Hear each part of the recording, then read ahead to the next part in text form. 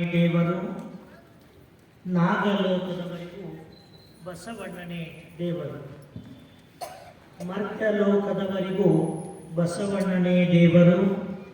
ಮೇರುಗಿರಿ ಮಂದರಗಿರಿ ಮೊದಲಾದವೆಲ್ಲವಕ್ಕೆಯೂ ಬಸವಣ್ಣನೇ ದೇವರು. ಚನ್ನಮಲ್ಲಿಕಾರ್ಜುನಯ್ಯ, ನಿಮಗೂ ಎನಗೂ ನಿಮ್ಮ ಶರಣರೆಲ್ಲರಿಗೆಯೂ ಬಸವಣ್ಣನೇ ದೇವರು, ಬಸವಣ್ಣನೇ ದೇವರು.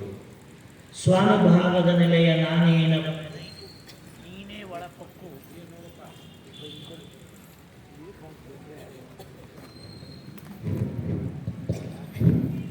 ನೀನೇ ಒಳಪಕ್ಕು ಏನ ನುಡಿಸಿದ ನಾನು ನುಡಿವೆನೈ ಗುರುವೆ ಕೃಪೆಯಾರು.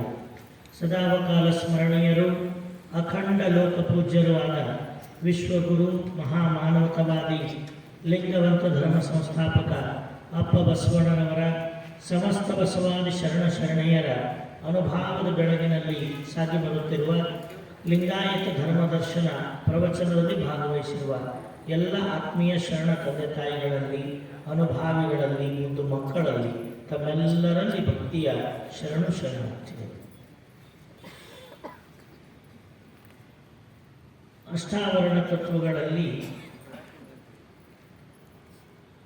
ಉಪದೇಶವ ಕೊಟ್ಟ ಪರವಸ್ತು ಗುರುವಾಗಿ ತೋರಿಬಂದು ಆ ಗುರುವಿನಿಂದ ಕರಸ್ಥಲಕ್ಕೆ ಹರಿದು ಬಂದ ಇಷ್ಟಲಿಂಗವಾಗಿ ತೋರಿಬಂದು ಆ ಗುರು ಮತ್ತು ಲಿಂಗ ತತ್ವದ ಅವಿರಳಾನಂದವಾದ ಅನುಭಾವವನ್ನು ಅಳವಡಿಸಿಕೊಂಡಾಗ ತಾನೇ ಜಂಗಮವಾಗಿ ತೋರಿಬಂದು ಆ ಗುರುಲಿಂಗ ಜಂಗಮದ ಪರಮ ಪ್ರಕಾಶವೇ ತಾನಾದ ವಿಭೂತಿಯಾಗಿ ಪ್ರಕಟಗೊಂಡು ಇವತ್ತು ಅದೇ ಪರಮಾತ್ಮ, ಅದೇ ಪರಶಿವ ತತ್ವ ಪರಮಾತ್ಮನ ಜ್ಞಾನ ಚಕ್ಷು ಸ್ವರೂಪವಾದ ಶಿವ ಸಮ್ಯ ಜ್ಞಾನ ದೃಷ್ಟಿಯನ್ನು, ಸತ್ಕ್ರಿಯಾಚರಣೆಗಳನ್ನು ಭಕ್ತನಲ್ಲಿ ಅಳವಡಿಸಲೆಂದು ರುದ್ರಾಕ್ಷಿ ಎಂಬ ತತ್ವವಾಗಿ ಇವತ್ತಿನ ದಿವಸ ಪರಮಾತ್ಮ ಪ್ರಕಟಗೊಳ್ಳುತ್ತಾ ಇದ್ದಾರೆ. ಈಗಾಗಲೇ ನಾವು ಕಂಡಂತೆ ಅಷ್ಟಾವರಣದಲ್ಲಿ 8 ತತ್ವಗಳಿದ್ದರೂ ಕೂಡ ಆ 8 ತತ್ವಗಳು ಮೂಲ ಪರವಸ್ತುವಿನ 8 ರೂಪಗಳೇ ಆಗಿರೋದ್ರಿಂದ ರುದ್ರಾಕ್ಷಿಯೂ ಕೂಡ ಪರಮಾತ್ಮನ ಒಂದು ಮುಖವೇ, ಪರಮಾತ್ಮನ ಒಂದು ರೂಪವೇ ಆಗಿರ್ತಕ್ಕಂಥದ್ದು.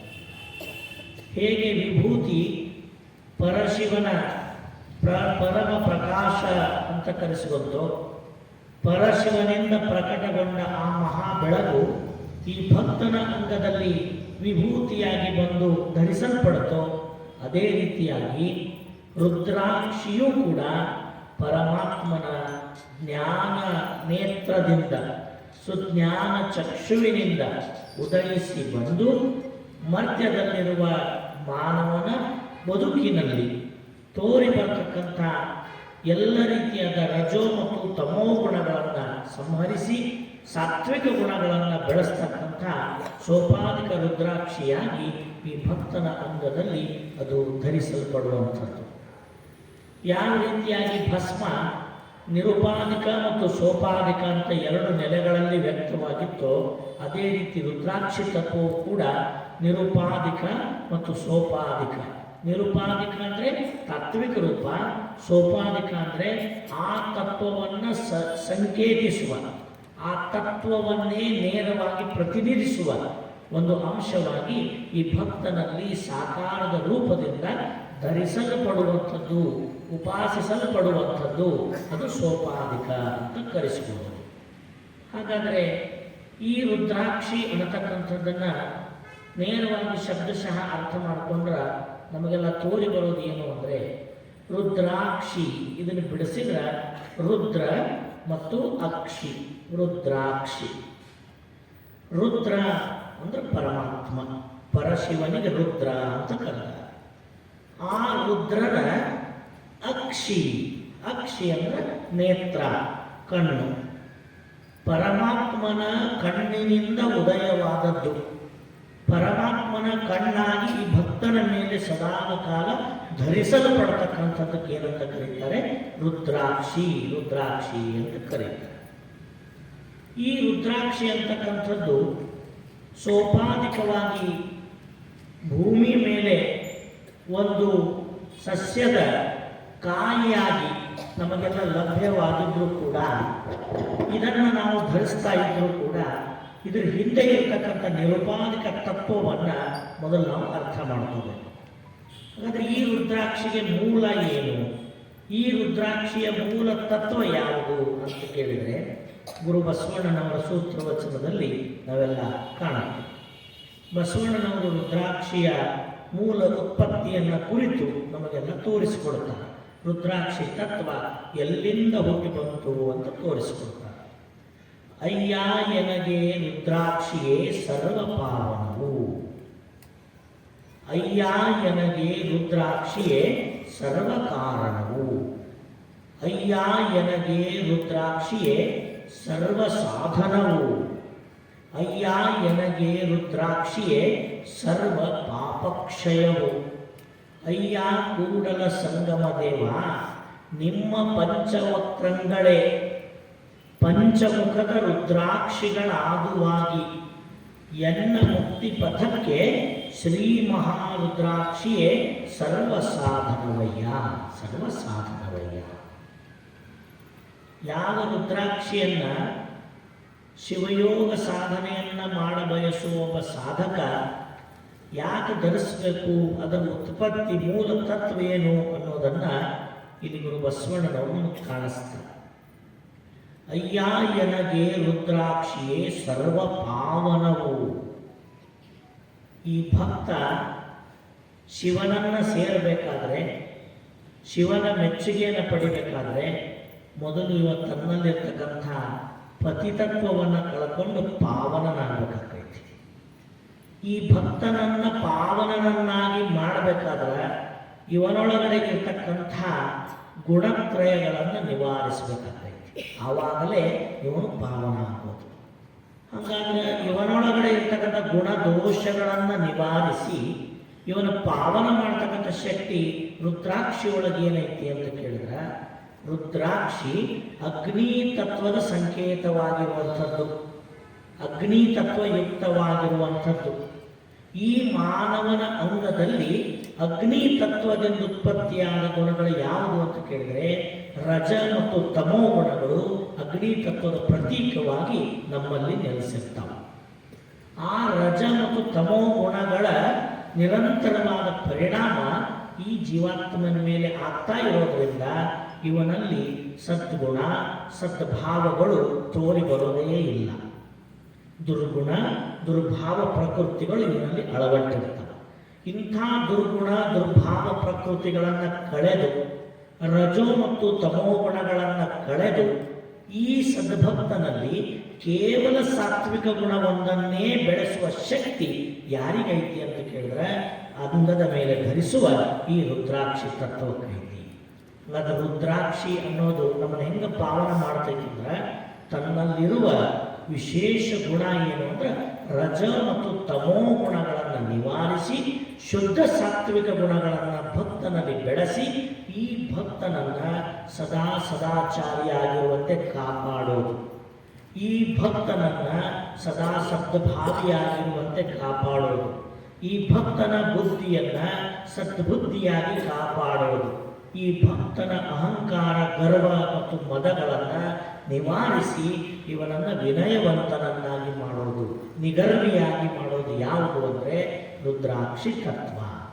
ಅದಕ್ಕಾಗಿ ಅಯ್ಯ ಎನಗೆ ರುದ್ರಾಕ್ಷಿಯೇ ಸರ್ವ ಪಾವನವು, ಅಯ್ಯ ಎನಗೆ ರುದ್ರಾಕ್ಷಿಯೇ ಸರ್ವ ಕಾರಣವು. ಈ ಸಾಧನೆಯನ್ನು ಮಾಡಬೇಕಾದ್ರೆ ಇದಕ್ಕೊಂದು ಪ್ರೇರಣೆ ಸಿಗಬೇಕಲ್ಲ. ಆ ಪ್ರೇರಣೆಯನ್ನು ಭಕ್ತನಿಗೆ ಯಾವುದು ಕೊಡ್ತೈತಿ ಅಂದ್ರೆ ಅನುದಿನವೂ ಭಕ್ತ ತನ್ನ ಅಂಗದ ಮೇಲೆ ರುದ್ರಾಕ್ಷಿಯನ್ನು ಪೂಜ್ಯ ಭಾವದಿಂದ ಧರಿಸಿದರೆ ಈ ಭಕ್ತನಲ್ಲಿ ಒಂದು ಸಾಧನಾ ಪ್ರೇರಣೆ ಉತ್ಪತ್ತಿಯಾಗ್ತೈತಿ. ಯಾವ ಲೌಕಿಕದ ಸಂಸಾರಿಕದ ಈ ಬದುಕನ್ನೇ ನಿಜವಾದ ಬದುಕಂತ ತಿಳಿದು ಇದರಿಂದ ತೋರಿ ಬರುವ ಸುಖ ದುಃಖಗಳ ಮಧ್ಯದಲ್ಲಿ ತನ್ನನ್ನು ಪೂರ್ಣ ಪ್ರಮಾಣದಲ್ಲಿ ಮುಳುಗಿಸಿಕೊಂಡಿರುವ ಈ ಜೀವಾತ್ಮ ಒಂದಿಷ್ಟು ಸಾಧನೆ ಅಂದರೆ ಏನು ಅಂತ ತಿಳಿಬೇಕಾದ್ರೆ ಇದೇ ಬದುಕಲ್ಲ, ಇದನ್ನು ಮೀರಿದ ಪರಮಾರ್ಥಿಕ ನೆಲೆಯ ಬದುಕನ್ನು ಈ ಲೌಕಿಕದೊಳಗೆ ಬಳಸಿಕೊಂಡು ಹೆಂಗೆ ನಾವು ಬದುಕಬೇಕು ಅನ್ನೋದನ್ನು ತಿಳಿಬೇಕಾದ್ರೆ ಅದಕ್ಕೊಂದು ಜ್ಞಾನಾತ್ಮಕವಾದ ಅಂತರಂಗಿಕ ಪ್ರೇರಣೆ ಬಹಳ ಅವಶ್ಯಕವಾಗಿರುವಂಥದ್ದು. ಅಂಥ ಪ್ರೇರಣೆ ಇದ್ದವರು ಮಾತ್ರ ಇಲ್ಲಿ ಬರಕ್ಕೆ ಸಾಧ್ಯ. ಆ ಪ್ರೇರಣೆ ಒಳಗಿದ್ದವರೇ ಇಲ್ಲಿ ಬರ್ತಾರ. ಆ ಪ್ರೇರಣೆ ಇಲ್ಲದವರಿಗೆ ನಾವು ಒತ್ತಾಯ ಮಾಡಿ ಕರ್ಕೊಂಡು ಬಂದರೂ ಅವ್ರು ಬರಲ್ಲ. ಇಲ್ಲಿ ಯಾಕೆ ಬರೋದಿಲ್ಲ ಅಂದ್ರೆ ಅವ್ರ ಮನಸ್ಸಿನೊಳಗೆ ಇದರ ಮಹತ್ವ, ಇದರ ಅರಿವು ಏನು ಅಂತ ಗೊತ್ತಿರೋದಿಲ್ಲ. ಪ್ರತಿಯೊಬ್ಬ ಮಾನವನಲ್ಲಿ ಸಾಮಾನ್ಯವಾಗಿ ಲೋಕಾನುಭವದ ಕುರಿತು ಬಹಳಷ್ಟು ವ್ಯಾಮೋಹಗಳಿರ್ತಾವೆ. ಲೋಕಾನುಭವ ಅಂದ್ರೆ ಅದೇ ಬಳಸೋ ಸಂಸಾರ ಐತಲ್ಲ, ಆ ಸಂಸಾರದ ಕುರಿತಾಗಿ ಸಾಕಷ್ಟು ವಿಚಾರಗಳು, ವಿನಿಮಯಗಳು, ಮಾತುಕತೆಗಳು, ಚರ್ಚೆಗಳು ನಡೀತಿರ್ತಾವೆ.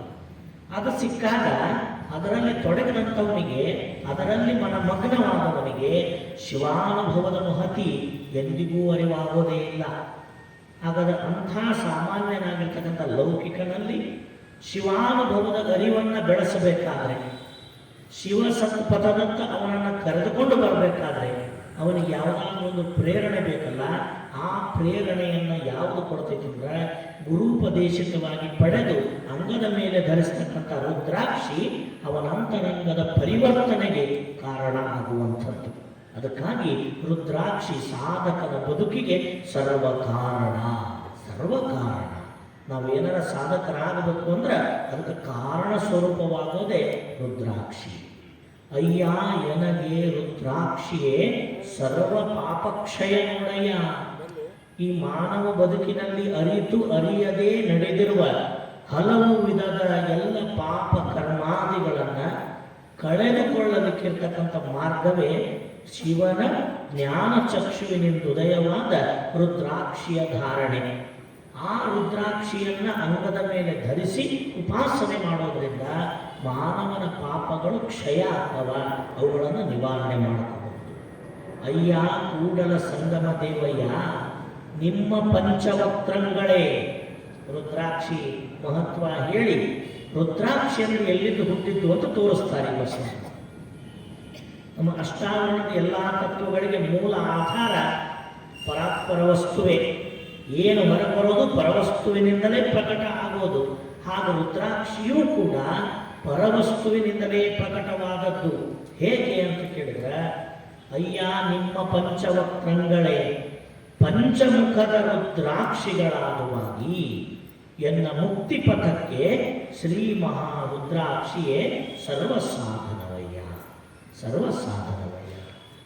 ಪರಮಾತ್ಮನ ಪಂಚವಕ್ರಂಗಳಿಂದ ಉದಿಸಿದ ಪ್ರಕಟಗೊಂಡ ಪಂಚಮುಖದ ರುದ್ರಾಕ್ಷಿಗಳೇ ಸಾಧಕನ ಬದುಕಿಗೆ, ಮುಕ್ತಿಯ ಪಥಕ್ಕೆ ಸರ್ವಸಾಧನವಾಗಿ ನಿಲ್ಲುವಂಥದ್ದು. ಆ ಪರಮಾತ್ಮನಲ್ಲಿರ್ತಕ್ಕಂಥ ಪಂಚವಕ್ರಂಗಳು ತೋರಿ ಬರುವ ಕಾಲ ಯಾವುದು ಅಂದರೆ ಪರಶಿವನ ಲೀಲಾ ಕಾಲದಲ್ಲಿ. ಪರಶಿವನು ತಾನಾಗಿ ಕೇವಲ ಶೂನ್ಯ ನಿರವಯಲಾಗಿ ಇದ್ದ ಸ್ಥಿತಿಯಲ್ಲಿ ಅವನಿಂದ ಯಾವ ತತ್ವಗಳು ತೋರಿ ಬರೋದಿಲ್ಲ.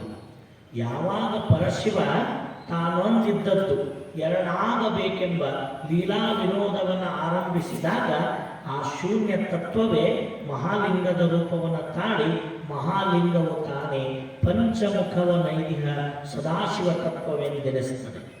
ಆ ಸದಾಶಿವನಿಗಿರುವ ಪಂಚಮುಖಗಳು, ಪಂಚವದನಗಳು, ಆ ಪಂಚವದನಗಳೇ ಪಂಚಾಕ್ಷರಗಳ ಉತ್ಪತ್ತಿಗೆ, ಪಂಚಾಕ್ಷರಗಳಿಂದ ಪಂಚಮಹಾಭೂತಗಳ ಉತ್ಪತ್ತಿಗೆ ಸಕಲಕ್ಕೂ ಕಾರಣ ಯಾವುದು ಅಂತ ಕೇಳಿದರೆ ಆ ಪಂಚವದನಗಳೇ ಕಾರಣ.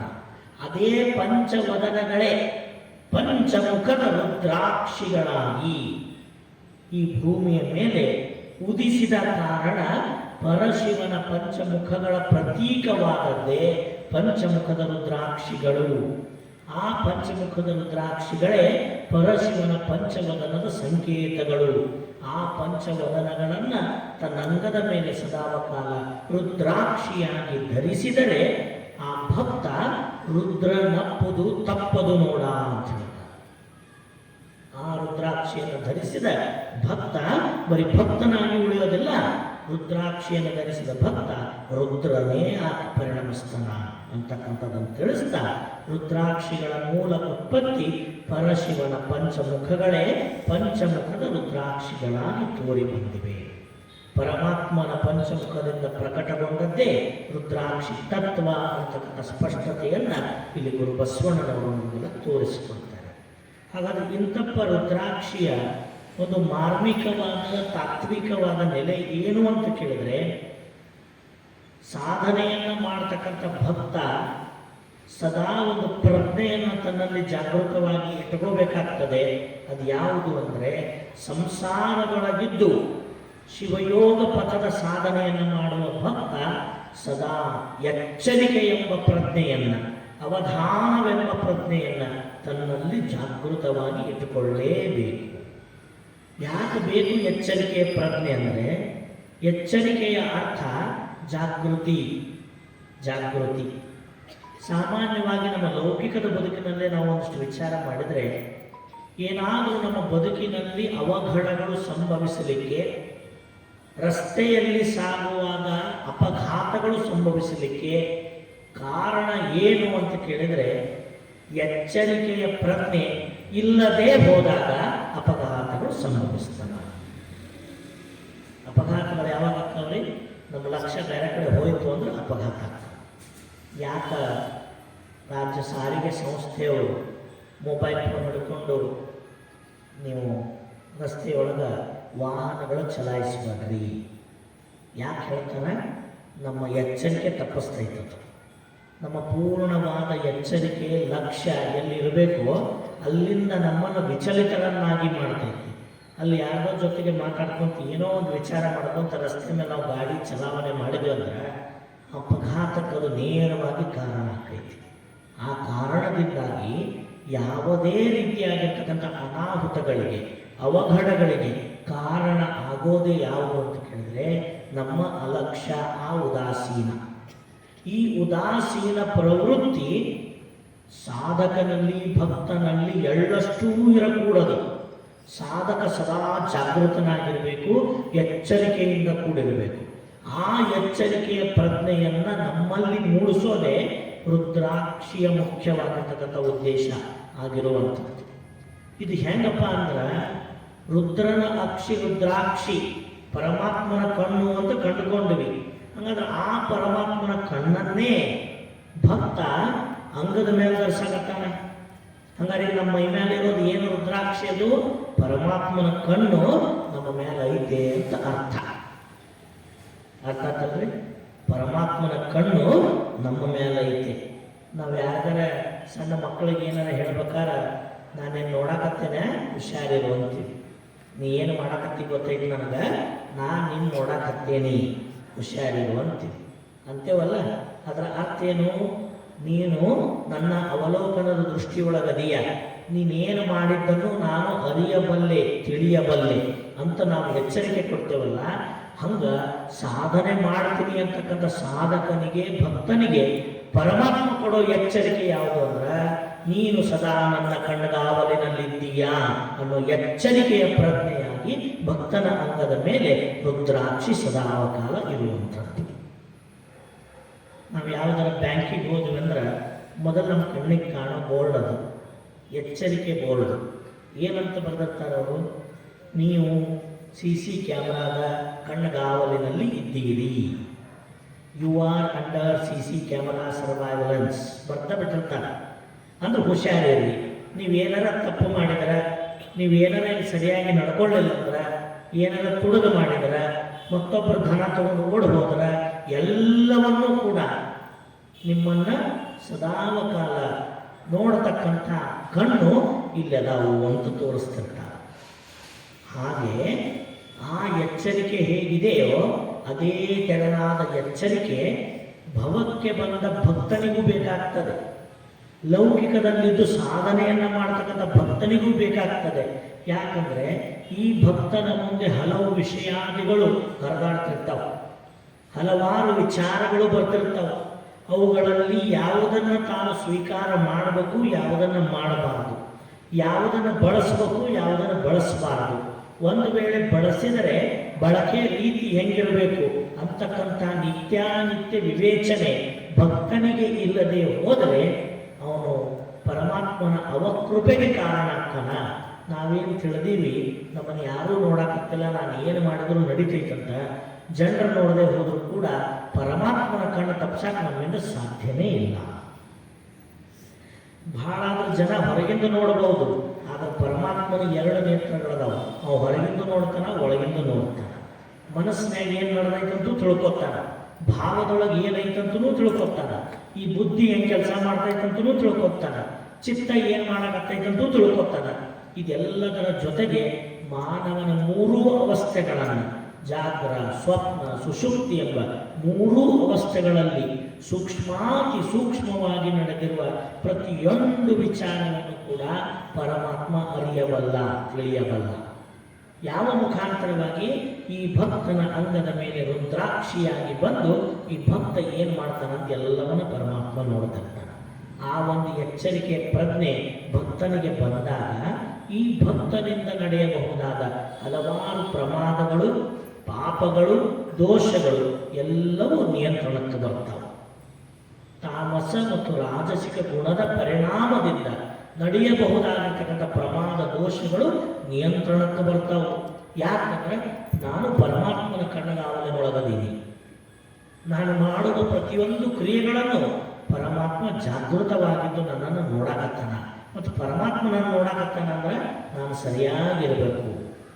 ಪರಧನ, ಪರಸತಿ, ಪರದೈವ, ಪರನಿಂದೆ, ಪರಹಿಂಸೆ ಇದ್ಯಾವುದನ್ನು ಅಂತರಂಗದೊಳಗೂ ಮಾಡಬಾರ್ದು, ಬಹಿರಂಗದೊಳಗೂ ಮಾಡಬಾರ್ದು. ಯಾರು ನೋಡ್ತಾರಂತಲ್ಲ, ಪರಮಾತ್ಮ ಮಾತ್ರ ಖಂಡಿತ ನನ್ನನ್ನು ನೋಡ್ತಾನ ಅನ್ನೋ ಎಚ್ಚರಿಕೆಯ ಪ್ರಜ್ಞೆಯಾಗಿ ನಮ್ಮೊಂದಿಗೆ ಸದಾ ಇರತಕ್ಕಂಥದ್ದು ರುದ್ರಾಕ್ಷಿ ತತ್ವ. ಇಂಥ ಎಚ್ಚರಿಕೆಯ ಪ್ರಜ್ಞೆಯಾಗಿ ಧರಿಸುವ ರುದ್ರಾಕ್ಷಿಯನ್ನ ಕುರಿತು ಒಂದು ಕಡೆಗೆ ಷಣ್ಮುಖ ಶಿವಯೋಗಿಗಳು ಬಹಳ ಅದ್ಭುತವಾಗಿ ಹೇಳುತ್ತಾರೆ. ಅಯ್ಯ ಎನಗೆ ರುದ್ರಾಕ್ಷಿಯೇ ಪುಣ್ಯದ ಪುಂಜ ನೋಡ,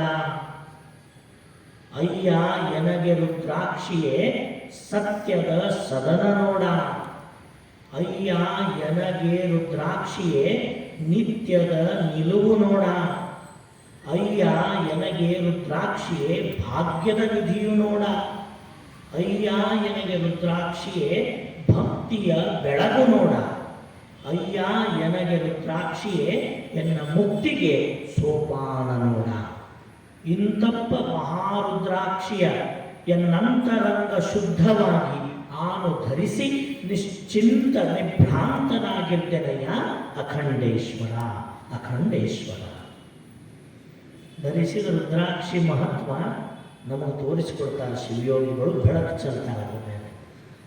ಭಕ್ತನ ಅಂಗದ ಮೇಲಿರುವ ರುದ್ರಾಕ್ಷಿ ಅಂದರೆ ಅದು ಆ ಭಕ್ತನ ಪುಣ್ಯ ಸ್ವರೂಪವಾಗಿರ್ತಕ್ಕಂಥದ್ದು, ಪುಣ್ಯದ ಪುಂಜವಾಗಿ, ಪುಣ್ಯದ ಬೆಳಕಾಗಿ ಭಕ್ತನಲ್ಲಿ ಬಂದಿರತಕ್ಕಂಥದ್ದು ರುದ್ರಾಕ್ಷಿ. ಎಲ್ಲ ರೀತಿಯಾಗಿರ್ತಕ್ಕಂಥ ಪಾಪದ ಕರ್ಮಗಳನ್ನು, ಫಲಗಳನ್ನು ಪೂರ್ಣವಾಗಿ ನಿವಾರಿಸ್ತಕ್ಕಂಥ ಶಕ್ತಿ ಯಾರಿಗೈತಿ ಅಂದ್ರೆ ಪುಣ್ಯಕ್ಕಿರ್ತೈತಿ. ಪುಣ್ಯ ಹೆಂಗೆ ಹೆಚ್ಚಾಕೈತಿ ಹಂಗೆ ಪಾಪದ ಹೊರೆ ತಾನೇ ಕಡಿಮೆ ಆಕೈತಿ. ಪಾಪದ ಹೊರೆಯನ್ನು ಕಡಿಮೆ ಮಾಡಿಕೊಳ್ಳೋಕ್ಕಿರೋ ಒಂದೇ ಒಂದು ಮಾರ್ಗ ಅಂದ್ರೆ ಪುಣ್ಯವನ್ನೇ ಗಳಿಸೋದು. ದುಡ್ಡು ಗಳಿಸೋದಲ್ಲ, ಹಣ ಗಳಿಸೋದಲ್ಲ, ಕೀರ್ತಿ ವಾರ್ತೆಗಳನ್ನು ಬೆಳೆಸೋದಲ್ಲ. ಇದು ಯಾವುದರಿಂದಲೂ ಪಾಪದ ಹೊರೆ ಕಡಿಮೆ ಆಗೋದಿಲ್ಲ. ಪಾಪದ ಹೊರೆ ಕಡಿಮೆ ಆಗಾಕಿರೋದು ಮಾರ್ಗ ಏನು? ಪುಣ್ಯವನ್ನು ಗಳಿಸುವುದು, ಪುಣ್ಯವನ್ನು ಸಂಪಾದಿಸುವುದು. ಆ ಪುಣ್ಯದ ಸಂಪಾದನೆ ಆಗಬೇಕು ಅಂದ್ರೆ ಯಾವುದರಿಂದ ಆಕೈತಿ? ಯಾವುದರಿಂದ ಪುಣ್ಯ ಸಂಪಾದನೆ ಆಕೈತಿ? ಅದಕ್ಕೊಂದು ಪ್ರೇರಣೆ ಬೇಕಲ್ಲ. ಅದನ್ನ ಬಾಲಲೀಲಾ ಮಹಾಂತ ಶಿವಯೋಗಿಗಳು ಹೇಳ್ತಾರೆ. ಹೆಂಗೈತಪ್ಪ ಅದು ಅಂದ್ರೆ, ಹರ ಪೂಜೆ, ಗುರು ಸೇವೆ, ವರ ಪುಣ್ಯವಿಲ್ಲದೆ ಬರಿದೇ ಸುಖ ಭೋಗ ದೊರಕುವುದುಂಟೆ ಆತ್ಮ. ಹರ ಪೂಜೆ, ಗುರು ಸೇವೆ, ಅದರಿಂದ ದೊರಕತಕ್ಕಂಥದ್ದು ವರ ಪುಣ್ಯ. ಹರ ಪೂಜೆ ಅಂದರೆ ಇಷ್ಟಲಿಂಗದ ಪೂಜೆ, ಪರಮಾತ್ಮನ ಪೂಜೆ. ಗುರು ಸೇವೆ ಅಂದರೆ ಆ ಹರನನ್ನ, ಯಾವ ಪೂಜೆಗೊಬ್ಬ ಇಷ್ಟಲಿಂಗವನ್ನ ತೋರಿಕೊಟ್ಟಿರ್ತಕ್ಕಂಥ ಗುರು ತತ್ವ ಇದೆಯಲ್ಲ, ಆ ಗುರುವಿನ ಸೇವಾ ತತ್ಪರತೆ. ಗುರು ಕೊಟ್ಟ ವಾಕ್ಯದಲ್ಲಿ ಸೇವೆಯನ್ನು ಮಾಡ್ತಕ್ಕಂಥದ್ದು, ಗುರುವಿಗೆ ತನುವನ್ನೇ ಅರ್ಪಣೆ ಮಾಡುವಂಥದ್ದು. ಈ ತನುವನ್ನು ಹಲವು ವಿಷಯಾದಿಗಳಿಗೆ ಅರ್ಪಿಸದೆ, ಕೇವಲ ಸಂಸಾರದ ಸೌಖ್ಯಕ್ಕೆ ಕೊಡದೆ, ಗುರುವಾಕ್ಯ ತತ್ಪರತೆಯ ಪಾಲನೆಗಾಗಿ ಈ ತನುವನ್ನು ನಾವು ತೊಡಗಿಸಿದರೆ ಅದು ಪುಣ್ಯಕ್ಕೆ ಮಾರ್ಗವನ್ನು ತೋರಿಸ್ತೈತಿ. ಗುರು ಸೇವೆಯಿಂದ, ಲಿಂಗ ಪೂಜೆಯಿಂದ ಅದು ನಮಗೆ ಬಹಳ ದೊಡ್ಡದಾಗಿರ್ತಕ್ಕಂಥ ಪುಣ್ಯವನ್ನು ತಂದುಕೊಡ್ತೈತಿ.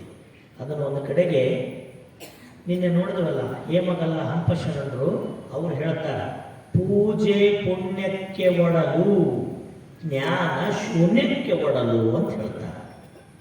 ಪೂಜೆ ಪುಣ್ಯಕ್ಕೆ ಒಡಲಂಥದ್ದು. ಪುಣ್ಯ ತುಂಬಬೇಕ್ರ ಮಾತ್ರ ಅಂದ್ರೆ ಇಷ್ಟಲಿಂಗ ಪೂಜಾ ಕಾರ್ಯದೊಳಗೆ ಈ ಭಕ್ತನಾದವನು ಪರಿಪೂರ್ಣವಾಗಿ ತನ್ನ ಭಕ್ತಿಯಿಂದ ತನ್ಮಯನಾಗಿರಬೇಕು. ಆ ಇಷ್ಟಲಿಂಗ ಪೂಜೆ ಭಕ್ತನಲ್ಲಿ ಪುಣ್ಯ ಸಂಪಾದನೆಗೆ ದಾರಿ ಮಾಡ್ತೈತಿ. ಈ ಭಕ್ತನನ್ನ ಸದಾಚಾರಿಯನ್ನಾಗಿ ಮಾಡ್ತೈತಿ. ಆ ಕರಸ್ಥಳದಲ್ಲಿ ಪೂಜೆಗೊಬ್ಬ ಕ್ರಿಯಾಲಿಂಗ ಇಷ್ಟಲಿಂಗವೇ ಭಕ್ತನಲ್ಲಿ ಆಚಾರಲಿಂಗವಾಗಿ ಚರಿಸಿ ಆ ಭಕ್ತನನ್ನ ಆಚಾರ ವಿಚಾರದಲ್ಲಿ ಶ್ರೇಷ್ಠನನ್ನಾಗಿ ಮಾಡ್ತೈತಿ. ಇಂಥ ಶ್ರೇಷ್ಠವಾದ ಆಚಾರ ವಿಚಾರಗಳೇ ನಮಗೆ ಪುಣ್ಯ ಪ್ರಾಪ್ತಿಗೆ ದಾರಿ ಮಾಡಿಕೊಡ್ತವೆ. ಒಳಗಿನ ವಿಚಾರಗಳು ಶ್ರೇಷ್ಠವಾಗಿದ್ರೆ ಬಹಿರಂಗದ ಕ್ರಿಯೆಗಳು ತಾವೇ ಮೌಲ್ಯಭರಿತವಾಗಿರ್ತವ. ಮತ್ತು ಒಳಗಿನ ವಿಚಾರಗಳೇ ಸರಿ ಇಲ್ಲ ಅಂದರೆ ಇನ್ನು ಒಳ್ಳೆ ಕೆಲಸ ಮಾಡುವುದರಿಗೆ ಮನುಷ್ಯ ಹೆಂಗೆ ಮಾಡೋಕ್ಕೆ ಸಾಧ್ಯ? ಅದಕ್ಕೆ ಒಳಗಿನ ವಿಚಾರಗಳು ಮೊದಲ ಶುದ್ಧವಾಗಿರಬೇಕು. ಒಳಗಡೆ ಇರೋ ವಿಚಾರಗಳು ಮೌಲ್ಯಭರಿತವಾಗಿರಬೇಕು. ಅಂಥ ಮೌಲ್ಯಭರಿತವಾದ ಪುಣ್ಯ ಫಲಪ್ರದಾಯಕವಾದ ವಿಚಾರಧಾರೆಗಳನ್ನು ಈ ಭಕ್ತನ ಅಂಗದಲ್ಲಿ ಉತ್ಪತ್ತಿ ಮಾಡೋದು ಯಾವುದು ಅಂದರೆ ರುದ್ರಾಕ್ಷಿ. ರುದ್ರಾಕ್ಷಿ ಅದಕ್ಕೆ ಅವ್ರು ಏನಂದ್ರು, ಅಯ್ಯ ಎನಗೆ ರುದ್ರಾಕ್ಷಿಯೇ ಪುಣ್ಯದ ಪುಂಜ ನೋಡಯ್ಯ. ಅಯ್ಯ ಎನಗೆ ರುದ್ರಾಕ್ಷಿಯೇ ಭಾಗ್ಯದ ನಿಧಿಯು ನೋಡಯ್ಯ. ಮಾನವ ಬದುಕಿಗೆ ಅಹೋಭಾಗ್ಯ, ಪರಮ ಭಾಗ್ಯ ಯಾವುದು ಅಂತ ಕೇಳಿದ್ರೆ, ಲೌಕಿಕದ ಅಸ್ಥಿರವಾದ ಸಂಪತ್ತಿನ ಬಯಕೆಯಿಂದ ಹೊರಗೆ ಬಂದು ಪಾರಮಾರ್ಥಿಕವಾದ ಸ್ಥಿರವಾದ ಸದಾ ಸುಖವನ್ನು ಕೊಡುವ ಸಂಪತ್ತಿನ ಬಯಕೆಗಾಗಿ ಹಂಬಲಿಸೋದೇ ಈ ಭಕ್ತನ ಬದುಕಿನ ನಿಜವಾದ ಭಾಗ್ಯ. ಯಾರಿಲ್ಲಿ ಭಾಗ್ಯವಂತರು ಅಂದರೆ, ಯಾರಿಗೆ ಒಂದಿಷ್ಟು ಮನಿ ಬಿಟ್ಟು ಇಷ್ಟೊತ್ತಿಗೆ ಬಂದ ದಿನಾ ಶಿವಾನುಭವ ಕೇಳಬೇಕು ಅಂತ ಅನಿಸ್ತೈತಲ್ಲ, ಅವರೇ ಭಾಗ್ಯವಂತರು, ಅವರೇ ಪುಣ್ಯವಂತರು. ಇದು ನಡೀತೈತೆ ಅಂತ ಗೊತ್ತಿದ್ದು ಅದನ್ನು ಕೇಳೋದ್ರಿಂದ ಏನು ಸಿಗೋದೈತ್ರಿ ಅಂತ ಮನ್ಯಾಗ ಕೊಂದಳೋರಲ್ಲ, ಅವರೇ ದುರ್ಭಾಗ್ಯವಂತರು.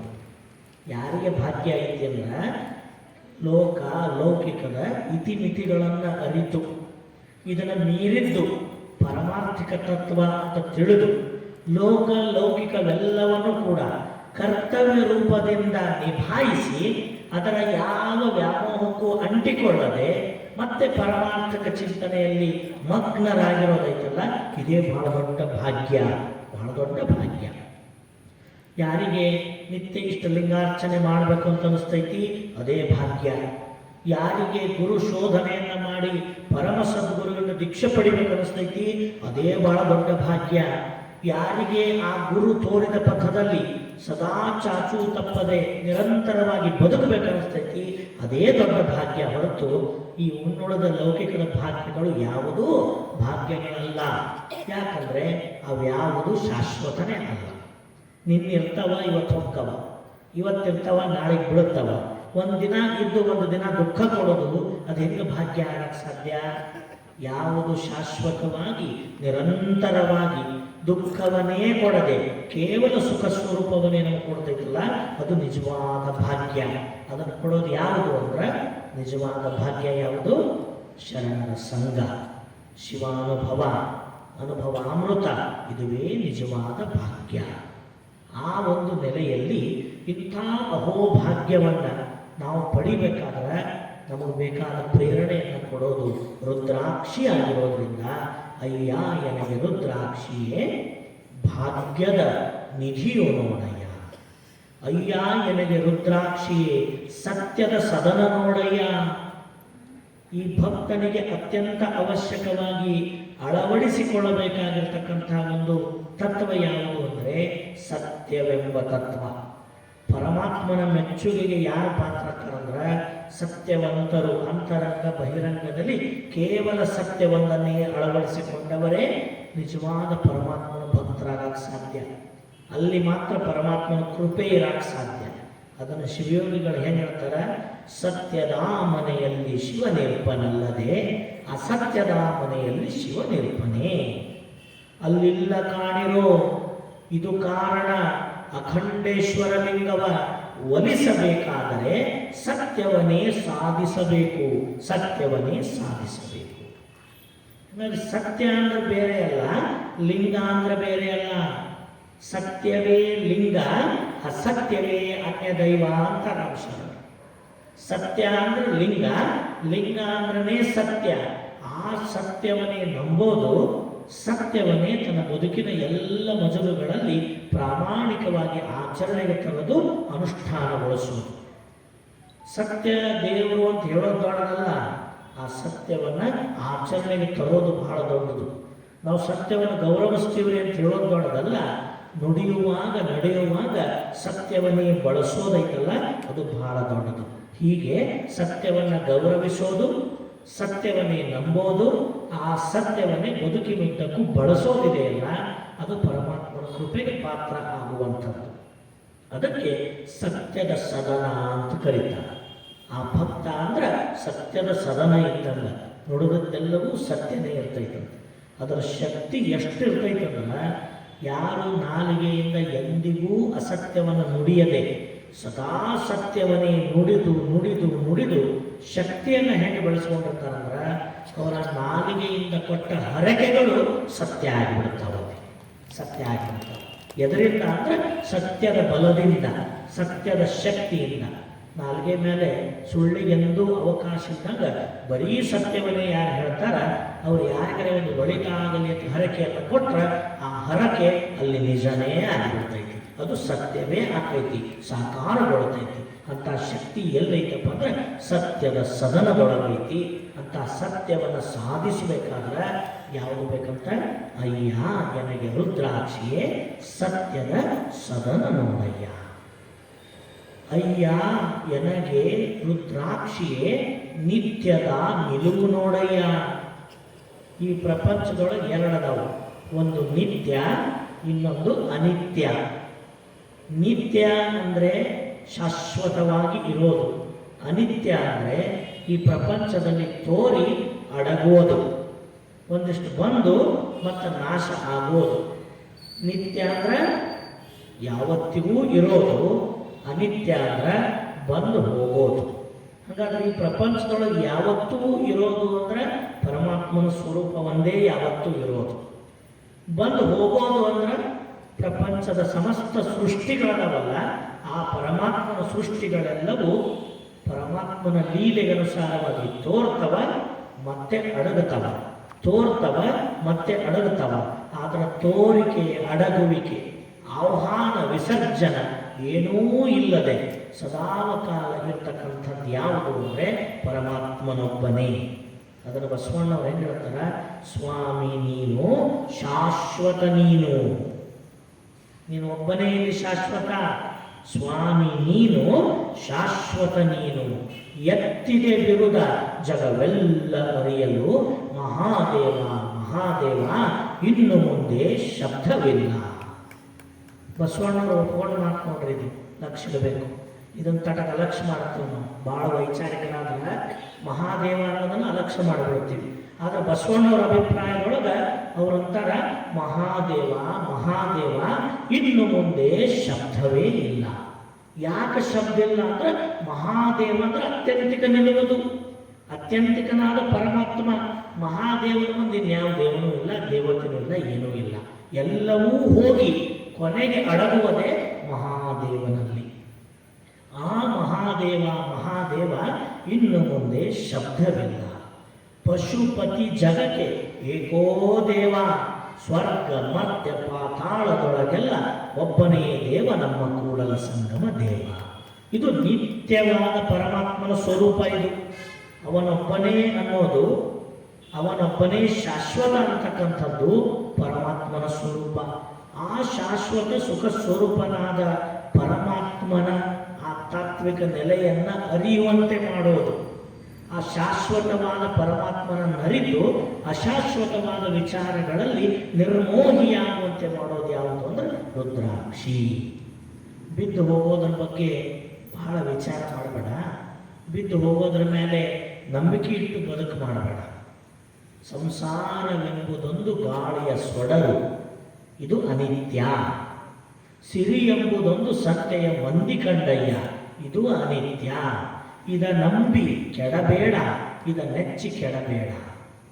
ಯಾಕೆ ನಮಗೆ ಹೇಳ್ತಾರಂದ್ರೆ, ದುಃಖ ಐತಿ ಮುಟ್ಟಬೇಡ, ಅದನ್ನ ನಂಬಕ್ಕೆ ಹೋಗ್ಬೇಡ. ನೀ ನಂಬಿ ದುಃಖಿ ಆಗಿ ಇಷ್ಟು ವರ್ಷ, ಇನ್ನು ಮುಂದರ ದುಃಖಿ ಆಗಬೇಡ. ಯಾಕಂದ್ರೆ ಯಾವುದು ಸಂತಿ ಮಂದಿಯನ್ನು ಕೂಡಿ ಮತ್ತೆ ಬಟ ಬಯಲಾಗ್ತೈತಿ, ಯಾವುದು ಗಾಳಿ ಕಿಟ್ಟು ದೀಪದಂಗ ಯಾವ ಸಂದರ್ಭದೊಳಗೆ ಅಸ್ಥಿರವಾಗಿ ತನ್ನ ನೆಲೆಯನ್ನು ಕಳ್ಕೊಂತೈತಿ, ಅದನ್ನು ನಾವು ನಂಬಬೇಡ. ಅದನ್ನು ನಂಬಿದೆ ಅಂದ್ರೆ ನಿನಗೆ ದುಃಖ ಆಗ್ತೈತಿ. ದೀಪ ಹತ್ತಿದಾಗ ಖುಷಿ ಆಯ್ತು, ಈ ಬಯಲಾಗ ಒಂದು ಗಾಳಿ ಬೀಸ್ತಂದ್ರೆ ಪಕ್ಕಂತ ದೀಪ ಆರ್ತೈತಿ, ನಿನಗೆ ದುಃಖ ಆಕೈತಿ. ನಿನ್ನ ಬದುಕು ಕತ್ತಲೆಯಿಂದ ಕೂಡ್ತೈತಿ. ಇಂಥ ನಶ್ವರವಾದದ್ದನ್ನು ಬಳಸುವಾಗ ಏನಂತ ಬಳಸು, ಇದು ಪಕ್ಕಾ ಶಾಶ್ವತ ಇಲ್ಲ, ಇದು ನಶ್ವರ ಐತಿ ಅಂತ ತಿಳಿದು ಬಳಸು. ಮೊದಲೇ ಅದನ್ನು ತಿಳಿದು ಬಳಸಿದಂದ್ರೆ ದುಃಖ ಆಗೋದಿಲ್ಲ. ಅವಾಗ ಏನಂತ ಪ್ರಜ್ಞೆ ಇರಬೇಕು, ಈ ದೀಪಗಳೆಲ್ಲ ಆರಿದರೂ ಎಂದಿಗೂ ಆರದ ದೀಪ ಒಂದು ಇಲ್ಲಿ ಸದಾ ಬೆಳಗುತ್ತಾ ಇದೆ. ಅದು ಯಾವುದು ಅಂದ್ರೆ ಪರಮಾತ್ಮನೆಂಬ ಪರಂಜ್ಯೋತಿ. ಅದನ್ನು ನಂಬಪ್ಪ. ಅದು ಎಂದೂ ಹತ್ತಿಲ್ಲ, ಆರೋದೂ ಇಲ್ಲ, ಹೈದಾಟಗಳೂ ಇಲ್ಲ. ನಮ್ಮ ದೀಪ ಹೆಂಗದಲ್ಲ, ನೀವು ಒಬ್ರು ಹಚ್ಚಬೇಕು, ಅವಾಗ ಹತ್ತವು. ಗಾಳಿ ಬಿಡ್ತು ಅಂದ್ರೆ ಹೈದಾಡಕ್ಕೆ ಶುರು ಮಾಡ್ತಾವು. ನಾವು ಹಿಂಗೆ ಕೈ ಹಿಡಿತೀವಿ, ಯಾಕಂದ್ರೆ ಗಾಳಿ ಬರೋದಲ್ಲ. ಹಿಂಗೆ ಬಿಟ್ಟು ಹಿಂಗೆ ಹಿಡಿತಾರೆ LIC ಅವರು. ಹೆಂಗೆ ಹಿಡಿದ್ರೆ ಏನು, ಸತ್ತ ಮೇಲೆ ದುಡ್ಡು ಕೊಡ್ಬೋದು, ಅದು ಸಾವನ್ನು ತಡೆಯಕ್ಕೆ ಸಾಧ್ಯ ಐತೇನು? ಸಾವನ್ನು ತಡೆಯಕ್ಕೆ ಸಾಧ್ಯ ಐತೆ? ಆ ಸಂಕೇತ ಹೆಂಗಿರ್ತೈತೆ ಅಂದ್ರೆ ದೀಪ ಇಟ್ಟು ಹಿಂಗೆ ಕೈ ಹಿಡಿದಿರ್ತಾರೆ ಅಂದ್ರೆ ಇದು ಆರಬಾರ್ದು ಅಂತ. ಹಿಂಗೆ ಬಿಟ್ಟು ಹೆಂಗೆ ಹಿಡಿದ್ರೇನು, ಆರೋದೇ. ಇದು ಆರಲೇಬೇಕು. ಯಾಕಂದ್ರೆ ಕೂಡಲ ಸಂಗಮ ದೇವರು ಬರೆದ ಬರಹವ ತಪ್ಪಿಸುವಡೆ ಹರಿಬ್ರಹ್ಮಾದಿಗಳಿಗೂ ಅಳವಲ್ಲ. ಪರಮಾತ್ಮನ ಶಾಸನ ಇದು. ಹುಟ್ಟಬೇಕು, ಹುಟ್ಟಿದ್ದು ಹೊಂದಬೇಕು. ದೀಪ ಹತ್ತಬೇಕು, ಗಾಳಿ ಹೊಯ್ದಾಡಬೇಕು, ಆರಬೇಕು. ಇದನ್ನ ಯಾಕೆ ನಂಬುತ್ತೀನಿ ನೀನು? ಹಾಗಾದ್ರೆ ಇದನ್ನೆಲ್ಲ ಮಾಡುವ ಕರ್ತನೊಬ್ಬನಿದ್ದಾನಲ್ಲ, ಅವನು ನಂಬ ನೀನು. ನಂಬಿಕೆ ಎಲ್ಲಿಡು ಅಲ್ಲಿಡು. ಅದಕ್ಕೆ ಅವನೇನಂತಾರ, ಇದ ನಂಬಿ ಕೆಡಬೇಡ, ಇದೆಲ್ಲವೂ ಅಶಾಶ್ವತ. ಮರೆಯದೇ ಪೂಜಿಸು ನಮ್ಮ ಕೂಡಲ ಸಂಗಮ ದೇವರ, ಅದೊಂದೇ ಶಾಶ್ವತ. ಈ ನಿತ್ಯವಾದ ಪರಮಾತ್ಮನ ನಿತ್ಯತ್ವವನ್ನು ಅರಿತು ಪರಮಾತ್ಮನನ್ನೇ ಕಾಮಿಸುವುದು, ಪರಮಾತ್ಮನನ್ನೇ ಮೋಹಿಸುವುದು, ಪರಮಾತ್ಮನ ಕುರಿತು ಚಿಂತನೆ ಮಾಡೋದೈತಲ್ಲ, ಅದು ನಮ್ಮ ಬದುಕಿಗೆ ಭವ್ಯವಾದ ಚಿರಂತನವಾದ ಬೆಳಕಾಗಿ ನಮ್ಮ ಬದುಕನ್ನು ಮುನ್ನಡೆಸ್ತೈತಿ. ಅನಿತ್ಯವಾದದ್ದನ್ನು ನಾವೆಂದಿಗೂ ಕೂಡ ನಂಬಬಾರದು, ಅನಿತ್ಯವಾದದರ ಮೇಲೆ ವಿಶ್ವಾಸ ಇಡಬಾರದು. ಅದಕ್ಕೆ ಅವ್ರು ಏನಂದ್ರು, ಅಯ್ಯ ಎನಗೆ ರುದ್ರಾಕ್ಷಿಯೇ ನಿತ್ಯದ ನಿಲುವು ನೋಡ. ಆ ನಿತ್ಯತ್ವದ ನಿಲುವನ್ನು ಈ ಭಕ್ತನಿಗೆ ತಂದುಕೊಡೋದು ಯಾವುದು ಅಂದ್ರೆ ರುದ್ರಾಕ್ಷಿ. ಅಯ್ಯ ಎನಗೆ ರುದ್ರಾಕ್ಷಿಯೇ ಭಕ್ತಿಯ ಬೆಳಗು ನೋಡ. ಈ ಭಕ್ತನಿಗೆ ಜೀವಾಳ ಅನಿಸಿಕೊಂಡದ್ದೇ ಭಕ್ತಿ. ಭಕ್ತಿ ಅನ್ನೋದು ಇಲ್ಲ ಅಂದ್ರೆ ಇವನು ಹೆಂಗೆ ಭಕ್ತ ಆಗಕ್ಕೆ ಸಾಧ್ಯ? ಭಕ್ತಿನೇ ಭಕ್ತನ ಬದುಕಿನ ಜೀವಾಳ. ಈ ಭಕ್ತಿ ಅನ್ನೋದು ನಮ್ಮ ಬದುಕಿನೊಳಗೆ ಉಸಿರಿದ್ದಂಗ, ಒಳಗಿನ ಪ್ರಾಣ ಇದ್ದಂಗ. ಅದು ಹೋಯ್ತಂದ್ರೆ ಇದಕ್ಕೆ ಹೆಂಗೆ ಮಹತ್ವವಿಲ್ವೋ ಹಾಗೆ ಭಕ್ತಿ ಇಲ್ಲ ಅಂದ್ರೆ ಅವನು ಭಕ್ತನಾಗಲ್ಲ. ಹಾಗಾದ್ರೆ ಭಕ್ತಿ ಅನ್ನೋದು ಏನು ಅನ್ನೋದನ್ನ ಇಡೀ ಜಗತ್ತಿಗೆ ತೋರಿಸಿಕೊಟ್ಟಂತ ಭಕ್ತಿ ಭಂಡಾರಿ ಎಂದು ಗುರುಬಸವಣ್ಣನವರು. ಇಡೀ ಜಗತ್ತಿಗೆ ಭಕ್ತಿಯ ನೆಲೆಯನ್ನ ತೋರಲಿಕ್ಕಾಗಿ ಅವತರಿಸಿ ಬಂದ ಪರಶಿವನ ಸಾಕಾರದ ರೂಪವೇ ಗುರುಬಸವಣ್ಣನವರು. ಯಾವ ಭಕ್ತಿ ಅನ್ನೋದು ನಾಶವಾಗಿ ಹೋಗಿತ್ತೋ ಅಲ್ಲಿ ಭಕ್ತಿಯ ಬೆಳೆಯನ್ನು ಬೆಳೆಯಲೆಂದು ಬಂದವರು ಗುರುಬಸವಣ್ಣನವರು. ಬಹುಶಃ ಬಸವಣ್ಣನವರ ವಚನಗಳ ನಿತ್ಯ ಪಠಣ ಪಾರಾಯಣ ನಮ್ಮಲ್ಲಿ ಭಕ್ತಿಯ ಉದಯಕ್ಕೆ ಕಾರಣ ಆಕೈತಿ. ಇದು ಪ್ರಾಯೋಗಿಕವಾಗಿ ನಾವೆಲ್ಲ ಕಂಡುಕೊಂಡ ಸತ್ಯ ಇದೆ. ಯಾವತ್ತಿದ್ರೂ ಬಸವ ತತ್ವ ಅರ್ಥ ಆಗ್ಬೇಕಂದ್ರೆ, ಪರಮಾತ್ಮನ ಬಗ್ಗೆ ಭಕ್ತಿ ಬರ್ಬೇಕಂದ್ರೆ, ಪರಶಿವನ ಕುರಿತು ಪೂಜ್ಯತೆ ಬರ್ಬೇಕಂದ್ರೆ ಮೊದಲು ಬೆನ್ನು ಹತ್ತಬೇಕು ಬಸವಣ್ಣವರಿಗೆ. ಬಸವಣ್ಣವರಿಗೆ ಏನು ಸ್ಪಷ್ಟವಾಗಿ ಹೇಳ್ತೀನಿ, ಅದರಾಗೇನು ಎರಡು ಮಾತಿಲ್ಲ. ನೀವು ಅಲ್ಲಮ ಪ್ರಭುದೇವರು, ಚನ್ನಬಸವಣ್ಣ, ಆತ್ಮದೇವರು ಹಿಡಿದ ತಿಳಿಯಲ್ಲ. ಮೊದಲು ಯಾರು ಹಿಡಿಬೇಕು? ಗುರು ಬಸವಣ್ಣನವರ ಶಟಸ್ಥಲ ವಚನಗಳನ್ನು ಕ್ರಮಬದ್ಧವಾಗಿ ಪಾರಾಯಣ ಮಾಡಬೇಕು.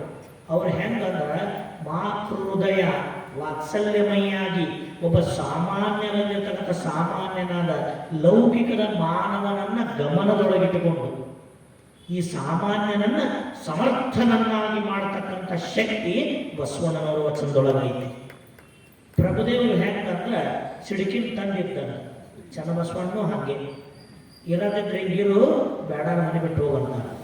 ಇರದಿದ್ರೆ ಹಿಂಗ ನೋಡು, ಇಲ್ಲಂದ್ರೆ ಇಲ್ಲಿ ಜಾಗ ಇಲ್ಲ, ನಡಿ ಹೊರಗಂತಾರ.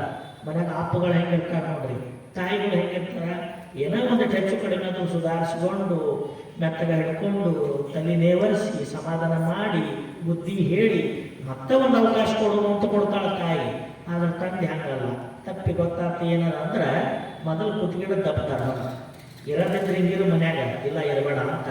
ಹಂಗೆ ಚನ್ನಬಸವಣ್ಣ ಪ್ರಭುದೇವ್ರ ಮೇಲೂ ಹೆಂಗಂದ್ರ ತತ್ವ ಅಂದ್ರೆ ತತ್ವ, ಬೇಕಾಗಿರೋ ಸಾಕ ಹೋಗಂತಾರ. ಆದ್ರೆ ಬಸವಣ್ಣ ಅಂತಾರ, ಯಪ್ಪ ನಿಮ್ಮಂಗ ಎಲ್ಲರೂ ಆಗ್ಬೇಕಲ್ಲೋ ಅಂತಾರೆ ಬಸವಣ್ಣವರು. ನಿಮ್ಮಂಗ ಎಲ್ಲರೂ ಆಗ್ಬೇಕಲ್ಲ, ಇಲ್ಲಿ ಎಲ್ಲರೂ 99% ಎಲ್ಲರೂ ಲೌಕಿಕರೇ ಅದಾರ. ಪರಮಾತ್ಮ ಕೊಟ್ಟ ಮಾಯಾ ಆವರಣವನ್ನು ಆವರಿಸಿಕೊಂಡವರು ಅದಾರ. ಅವ್ರ ಮಾಯಾ ಆವರಣವನ್ನು ಹರ್ಕೊಂಡು ಒಂದಿಷ್ಟು ಪರಮಾರ್ಥಿಕ ಚಿಂತನೆ ಬರ್ಬೇಕಾದ್ರೆ ಸ್ವಲ್ಪ ಸಮಾಧಾನ ಬೇಕು. ಆ ಚನ್ನಬಸವಣ್ಣ ನಿನ್ನಂಗ ಒಮ್ಮೆ ಕಡ ಅಂದ್ರೆ ನಡೆಯೋದಲ್ಲ, ಸ್ವಲ್ಪ ಮೆತ್ತಗೆ ಹೋಗ್ಬೇಕಂತ ಮಾತೃದಯದ ವಾತ್ಸಲ್ಯ ಮೂರ್ತಿಯಾಗಿ ಭಕ್ತರ ಅಂತರಂಗವನ್ನು ಅರಿತು ಸಾಮಾನ್ಯನಾಗಿರ್ತಕ್ಕಂಥವನು ಸಹಿತ ಸಮರ್ಥನಾಗ್ಬೇಕಾದ್ರೆ ಬಸವಣ್ಣನವ್ರನ್ನು ಕೊಡೋ ಬಲ ಯಾವುದು ಅಂದ್ರೆ ಭಕ್ತಿಯ ಬಲ. ಭಕ್ತಿಯ ಬಲ, ಆ ಭಕ್ತಿ ಇದ್ರೆ ಅಷ್ಟಾವರಣ, ಪಂಚಾಚಾರ, ಶಟಸ್ಥಲ ಎಲ್ಲನೂ. ನಾವು ಮನೆಯಿಂದ ಇಲ್ಲಿ ತನಕ ಬಂದು ಪಾಪ ಕೆಲವರು ಬಸ್ಸಿಗೆ ಬರ್ತಾರೆ, ದೂರದಿಂದ ಬರ್ತಾರೆ, ಇಷ್ಟು ಥಂಡಿ ಐತಂದ್ರೂ ಸಹಿತ ಬರ್ತಾರೆ. ಯಾಕೆ ಬರ್ತಾರೆ? ಭಕ್ತಿಯೇ ಅದಕ್ಕೆ ಕಾರಣ. ಇದನ್ನು ಕೇಳಬೇಕು ಅನ್ನೋದೈತಲ್ಲ, ಅದಕ್ಕೆ ಶ್ರವಣ ಭಕ್ತಿ ಅಂತ ಕರೀತಾರೆ. ತತ್ವವನ್ನು ಕೇಳಬೇಕು, ತಿಳ್ಕೋಬೇಕನ್ನೋದು ಶ್ರವಣ ಭಕ್ತಿ. ಈ ಭಕ್ತಿ ನಮ್ಮಲ್ಲಿ ಇಲ್ಲದೆ ಹೋದರೆ ನಾವೇನೂ ಸಾಧಿಸಕ್ಕಾಗೋದಿಲ್ಲ. ಹಾಗಾದ್ರೆ ಅಂತಪ್ಪ ಭಕ್ತಿಯನ್ನ, ಪರಮಾತ್ಮನ ಕುರಿತು ಅಚಲವಾದ ವಿಶ್ವಾಸವನ್ನ ನಮ್ಮಲ್ಲಿ ಗಟ್ಟಿಗೊಳಿಸೋದು ಯಾವುದು ಅಂದ್ರೆ ರುದ್ರಾಕ್ಷಿ. ಅದಕ್ಕೆ ಅವ್ರು ಏನಂತ ಹೇಳಿದ್ರು, ಅಯ್ಯ ಎನಗೆ ರುದ್ರಾಕ್ಷಿಯೇ ಭಕ್ತಿಯ ಬೆಳಗು ನೋಡ. ಅಯ್ಯ ಎನಗೆ ರುದ್ರಾಕ್ಷಿಯೇ ಮುಕ್ತಿಯ ಸೋಪಾನ ನೋಡ. ಯಾವ ಮುಕ್ತಿ ಅಂದ್ರೆ ಇಲ್ಲೇನು? ಭವದಿಂದ ಬಿಡುಗಡೆ ಆಗೋದು. ನಿನ್ನೆ ದಿವಸ ನಾವು ಭವ ಅಂದ್ರೆ ಏನಂತ ಡೀಪಾಗಿ ನೋಡಿದ್ವಿ. ಜನನ ಮರಣಗಳ ಚಕ್ರದಿಂದ, ಅನಾಚಾರ ದುರಾಚಾರಗಳ ವ್ಯವಸ್ಥೆಯಿಂದ ನಾವು ಮುಕ್ತರಾಗೋದೇ ಮುಕ್ತಿ. ಇದಕ್ಕೆ ಹೊರಗಾಗೋದೇ ಮುಕ್ತಿ. ಆ ಮುಕ್ತಿಗೆ ಸೋಪಾನ, ಮುಕ್ತಿಗೆ ಸಾಧನ ಯಾವುದು ಅಂದ್ರೆ ರುದ್ರಾಕ್ಷಿ.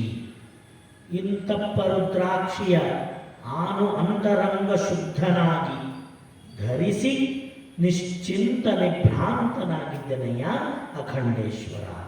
ಇಷ್ಟೆಲ್ಲ ರುದ್ರಾಕ್ಷಿಯ ಮಹಾತ್ಮೆಯನ್ನು ಹೇಳಿ, ಆ ರುದ್ರಾಕ್ಷಿಯನ್ನು ಧರಿಸುವ ಭಕ್ತ ಅಂತರಂಗ ಶುದ್ಧನಾಗಿ ಧರಿಸಿ ಆ ರುದ್ರಾಕ್ಷಿಯ ಪರಿಣಾಮದಿಂದ ಒಂದು ನಿಶ್ಚಿಂತೆ, ಇನ್ನೊಂದು ನಿಭ್ರಾಂತಿ.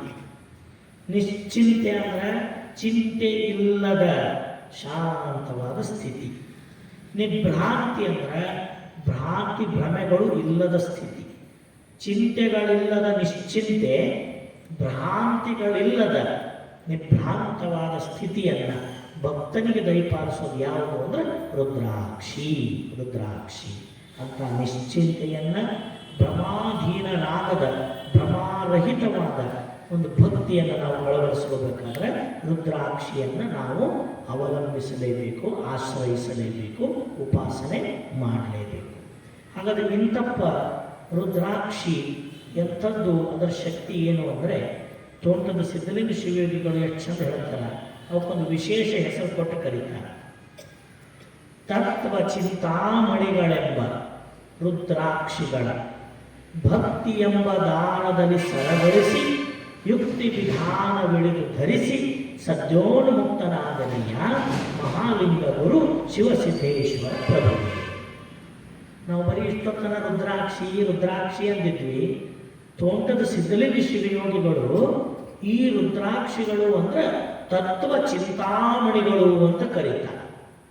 ಇದು ಯಾಕಪ್ಪ ತತ್ವ ಚಿಂತಾಮಣಿ ಅಂದರೆ, ಪರಮಾರ್ಥಿಕ ಚಿಂತನೆಗಳು ಇರೋದೇ ಈ ತತ್ವದಲ್ಲಿ. ಈ ತತ್ವಗಳನ್ನು ಈ ಭಕ್ತ ತನ್ನಲ್ಲಿ ಅಳವಡಿಸಿಕೊಳ್ಳದೆ ಹೋದರೆ ಪರಮಾತ್ಮ ಇವನಾಗಿ ಅರ್ಥನೆ ಆಗೋದಿಲ್ಲ. ಮೊದಲಿಗೆ ಏನು ತಿಳಿಬೇಕು? ನಮಗೆ ತತ್ವಗಳು ತಿಳಿಬೇಕು. ಆ ತತ್ವಗಳು ನಮಗೆ ತಿಳಿಯೋದು ಮಾಡೋದು ಯಾವುದು ಅಂದ್ರೆ ತತ್ವ ಚಿಂತಾಮಣಿ. ಚಿಂತಿಸಿದ್ದನ್ನು ನಮಗೆ ಕೊಡೋದಕ್ಕೆ ಏನಂತಾರ? ಚಿಂತಾಮಣಿ ಅಂತಾರ. ಕಾಮಿಸಿದ್ದನ್ನು ಕೊಡೋದಕ್ಕೆ ಕಾಮಧೇನು ಅಂತಾರ. ಹಂಗೆ ಚಿಂತಿಸಿದ್ದನ್ನು ಕೊಡುವುದೇ ಚಿಂತಾಮಣಿ. ಹಂಗಾರೆ ಭಕ್ತನ ಚಿಂತೆ ಏನಾಗೈತಿ? ಕೂಡಲ ಸಂಗಮ ದೇವ ನನಗೆ ಒಲಿವನೋ ಒಲಿಯನೋ ಎಂಬ ಚಿಂತೆ ಈ ಭಕ್ತನ ಕಾಣಕತ್ತೈತಿ. ನನ್ನ ಯಾವ ನಡೆ ನುಡಿಗಳು, ನನ್ನ ಯಾವ ಆಚಾರ ವಿಚಾರಗಳು, ಯಾವ ನನ್ನ ಅಂತರಂಗದ ಆಲೋಚನೆಗಳು ಪರಮಾತ್ಮನ ಅವಕೃಪೆಗೆ ಎಲ್ಲಿ ಕಾರಣ ಆಗಕತ್ತವೋ ಅನ್ನೋ ಚಿಂತೆ. ನನ್ನ ಎಲ್ಲ ನಡೆ ನುಡಿ ಆಚಾರ ವಿಚಾರಗಳು ಹೆಂಗಿರಬೇಕು ಅಂದ್ರೆ ಪರಮಾತ್ಮನನ್ನು ಸದಾ ಮೆಚ್ಚಿಸುವಂಗ ಇರಬೇಕು. ಹೆಂಗೆ ಬಸವಣ್ಣವ್ರು ಹೇಳ್ತಾರಲ್ಲ, ನುಡಿದರೆ ಲಿಂಗ ಮೆಚ್ಚಿ ಅಹೂದಹೂದೆನಬೇಕು. ನಮ್ಮ ಅಂತರಾತ್ಮ ನಮ್ಮ ಆಚಾರ ವಿಚಾರ ವರ್ತನೆಗಳನ್ನು ಒಪ್ಪುವಂಗಿರಬೇಕು. ಅಂತರಾತ್ಮ ಒಪ್ಪದ, ಆತ್ಮಸಾಕ್ಷಿ ಇಲ್ಲದ ಎಂಥ ಜ್ಞಾನ ಎಂಥ ಕ್ರಿಯೆಗಳಿದ್ದರೂ ಕೂಡ ಅವೆಲ್ಲ ನಿಷ್ಪ್ರಯೋಜಕ. ಹಾಗಾದ್ರೆ ಅದು ಯಾವಾಗ ಒಪ್ತೈತೆ ಅಂತರಾತ್ಮ ಅಂದರೆ ಪ್ರಾಮಾಣಿಕವಾದ ಅನುಷ್ಠಾನ ಇಲ್ಲಿದ್ದಾಗ ಮಾತ್ರ ಅಂತರಾತ್ಮ ಒಪ್ತೈತಿ. ಇಲ್ಲಂದ್ರೆ ಜಡ ಒಪ್ತಾರ, ಅಂತರಾತ್ಮ ಎಂದೂ ಒಪ್ಪೋದಿಲ್ಲ. ಅದಕ್ಕೆ ಅವ್ರು ಏನಂದ್ರೆ ಶಿವಯೋಗಿಗಳು, ಬಿಡು ಬಾಹ್ಯದೊಳು ಠಂಬವ ಮಾನಸದೊಳಗೆಡವಿರದಿರು ಶಂಭುವ. ಬಿಡು ಬಾಹ್ಯದೊಳು ಢಂಬವ, ಹೊರಗೆ ಮಂದಿಗೆ ತೋರ್ಸಕ್ಕಾಗಿ ಏನೆಲ್ಲ ಮಾಡ್ತೀಯಲ್ಲ, ಇದು ಢಂಬಕತನ ಅಂತ ಕರೆಸ್ಕೊಂತೈತಿ. ಈ ಢಂಬವನ್ನು ನೋಡಿ ಜನರು ತಲೆದೂಗಬಹುದು, ಆದ್ರೆ ಅಂತರ್ಯಾಮಿಲಿರುವ ಶಿವ ತಲೆದೂಗದಲ್ಲ. ಅವಿದು ಅಸತ್ಯ ಅಂತ ನಾವು ಹೇಳ್ತಾನ, ಇದೆಲ್ಲವೂ ಸುಳ್ಳಂತಾನೆ ಹೇಳ್ತಾನ. ಅಂತರಾಮಿಯಲ್ಲಿರುವ ಶಿವ ಇದನ್ನೆಲ್ಲವನ್ನೂ ಬಲ್ಲವನಾಗಿರೋ ಕಾರಣಕ್ಕಾಗಿ ಬಾಹ್ಯದಲ್ಲಿ ಮಾಡುವ ಢಂಬವ ಬಿಡು. ಜನರಿಗೆ ತೋರ್ಸಕ್ಕೆ ಏನೂ ಮಾಡಬೇಡ, ಜನರು ನೋಡಿ ನಮ್ಮನ್ನು ಕೇಳಿ ಅಂತನೂ ಮಾಡಬೇಡ. ನಮ್ಮ ನಡೆಗಳು ನುಡಿಗಳು ಯಾರನ್ನ ತೋರ್ಸಾಕ, ಯಾರನ್ನ ಮೆಚ್ಚಾಕಂದ್ರೆ ಲಿಂಗವನ್ನ ಮೆಚ್ಚಾಕ, ಪರಶಿವನನ್ನ ಮೆಚ್ಚಾಕ.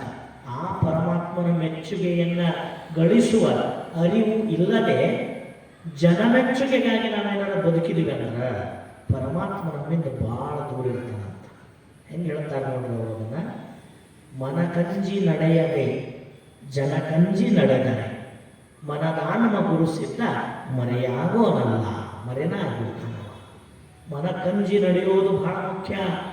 ಕೆಲವೊಂದು ಸಂದರ್ಭಗಳು ಹೇಗಿರ್ತಾವಂದ್ರೆ ನಾವು ಜನಕಂಜಿ ನಡೀತಿರ್ತೀವಿ, ಮನ ಕಂಜೋದಿಲ್ಲ. ಯಾಕೆ ಅಂಜೋದಿಲ್ಲ ಅಂದ್ರೆ 4 ಜನರೊಳಗೆ ನಮ್ದು ಹಂಗೆ ಕಾಣಬೇಕು, ನಾ ಅನಿಸ್ಕೋಬೇಕು ಅಂತ ತಿಳಿದು ಜನಮೆಚ್ಚುಗೆಗಾಗಿ ಬದುಕ್ತಿರ್ತೀವಿ. ಆ ಜನಮೆಚ್ಚುಗೆ ಒಂದು ಬಹಳ ದೊಡ್ಡ ಅಹಂಕಾರವಾಗಿ ನಮ್ಮೊಳಗೆ ಪರಿಣಮಿಸ್ತೈತಿ.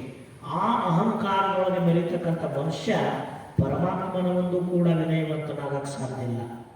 ಅದಕ್ಕಾಗಿ ಜನಮೆಚ್ಚುಗೆಗಿಂತಲೂ ಮನಮೆಚ್ಚುವಂತೆ ಬದುಕಬೇಕು. ಆ ಮನಮೆಚ್ಚುವಂತೆ ಯಾರು ಬದುಕ್ತಾರ ಬಹುಶಃ ಅವರನ್ನು ಜನ ಮೆಚ್ಚುವುದಿಲ್ಲ. ಇದು ಗೊತ್ತಿರ್ಬೇಕು ನಮಗೆ ಸತ್ಯ. ಬಹಳ ಮನಮೆಚ್ಚೋರು ಯಾರು ಬದುಕ್ತಾರಲ್ಲ, ಈ ಲೌಕಿಕದ ಜನ ಅವರನ್ನ ಮೆಚ್ಚೋದಿಲ್ಲ.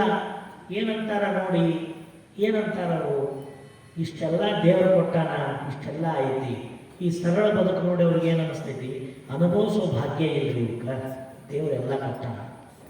ದೊಡ್ಡ ಕಾರ್ ತಗೋಬಾರ್ದೇನೆ, ಜಮ್ಮ ಅಂತ ಅಡ್ಡಾಡಬಾರ್ದೇನೆ, ಒಂದೆರಡು ಫಾರಿನ್ ಟೂರ್ ಮಾಡಬಾರ್ದೇನೆ, ಯಾಕೆ ಚಲೋ ಜೀವನ ಮಾಡಲ್ಲ, ಸಾಕಷ್ಟು ದುಡ್ಡು ಐತಿ, ಎಲ್ಲ ಐತಿ.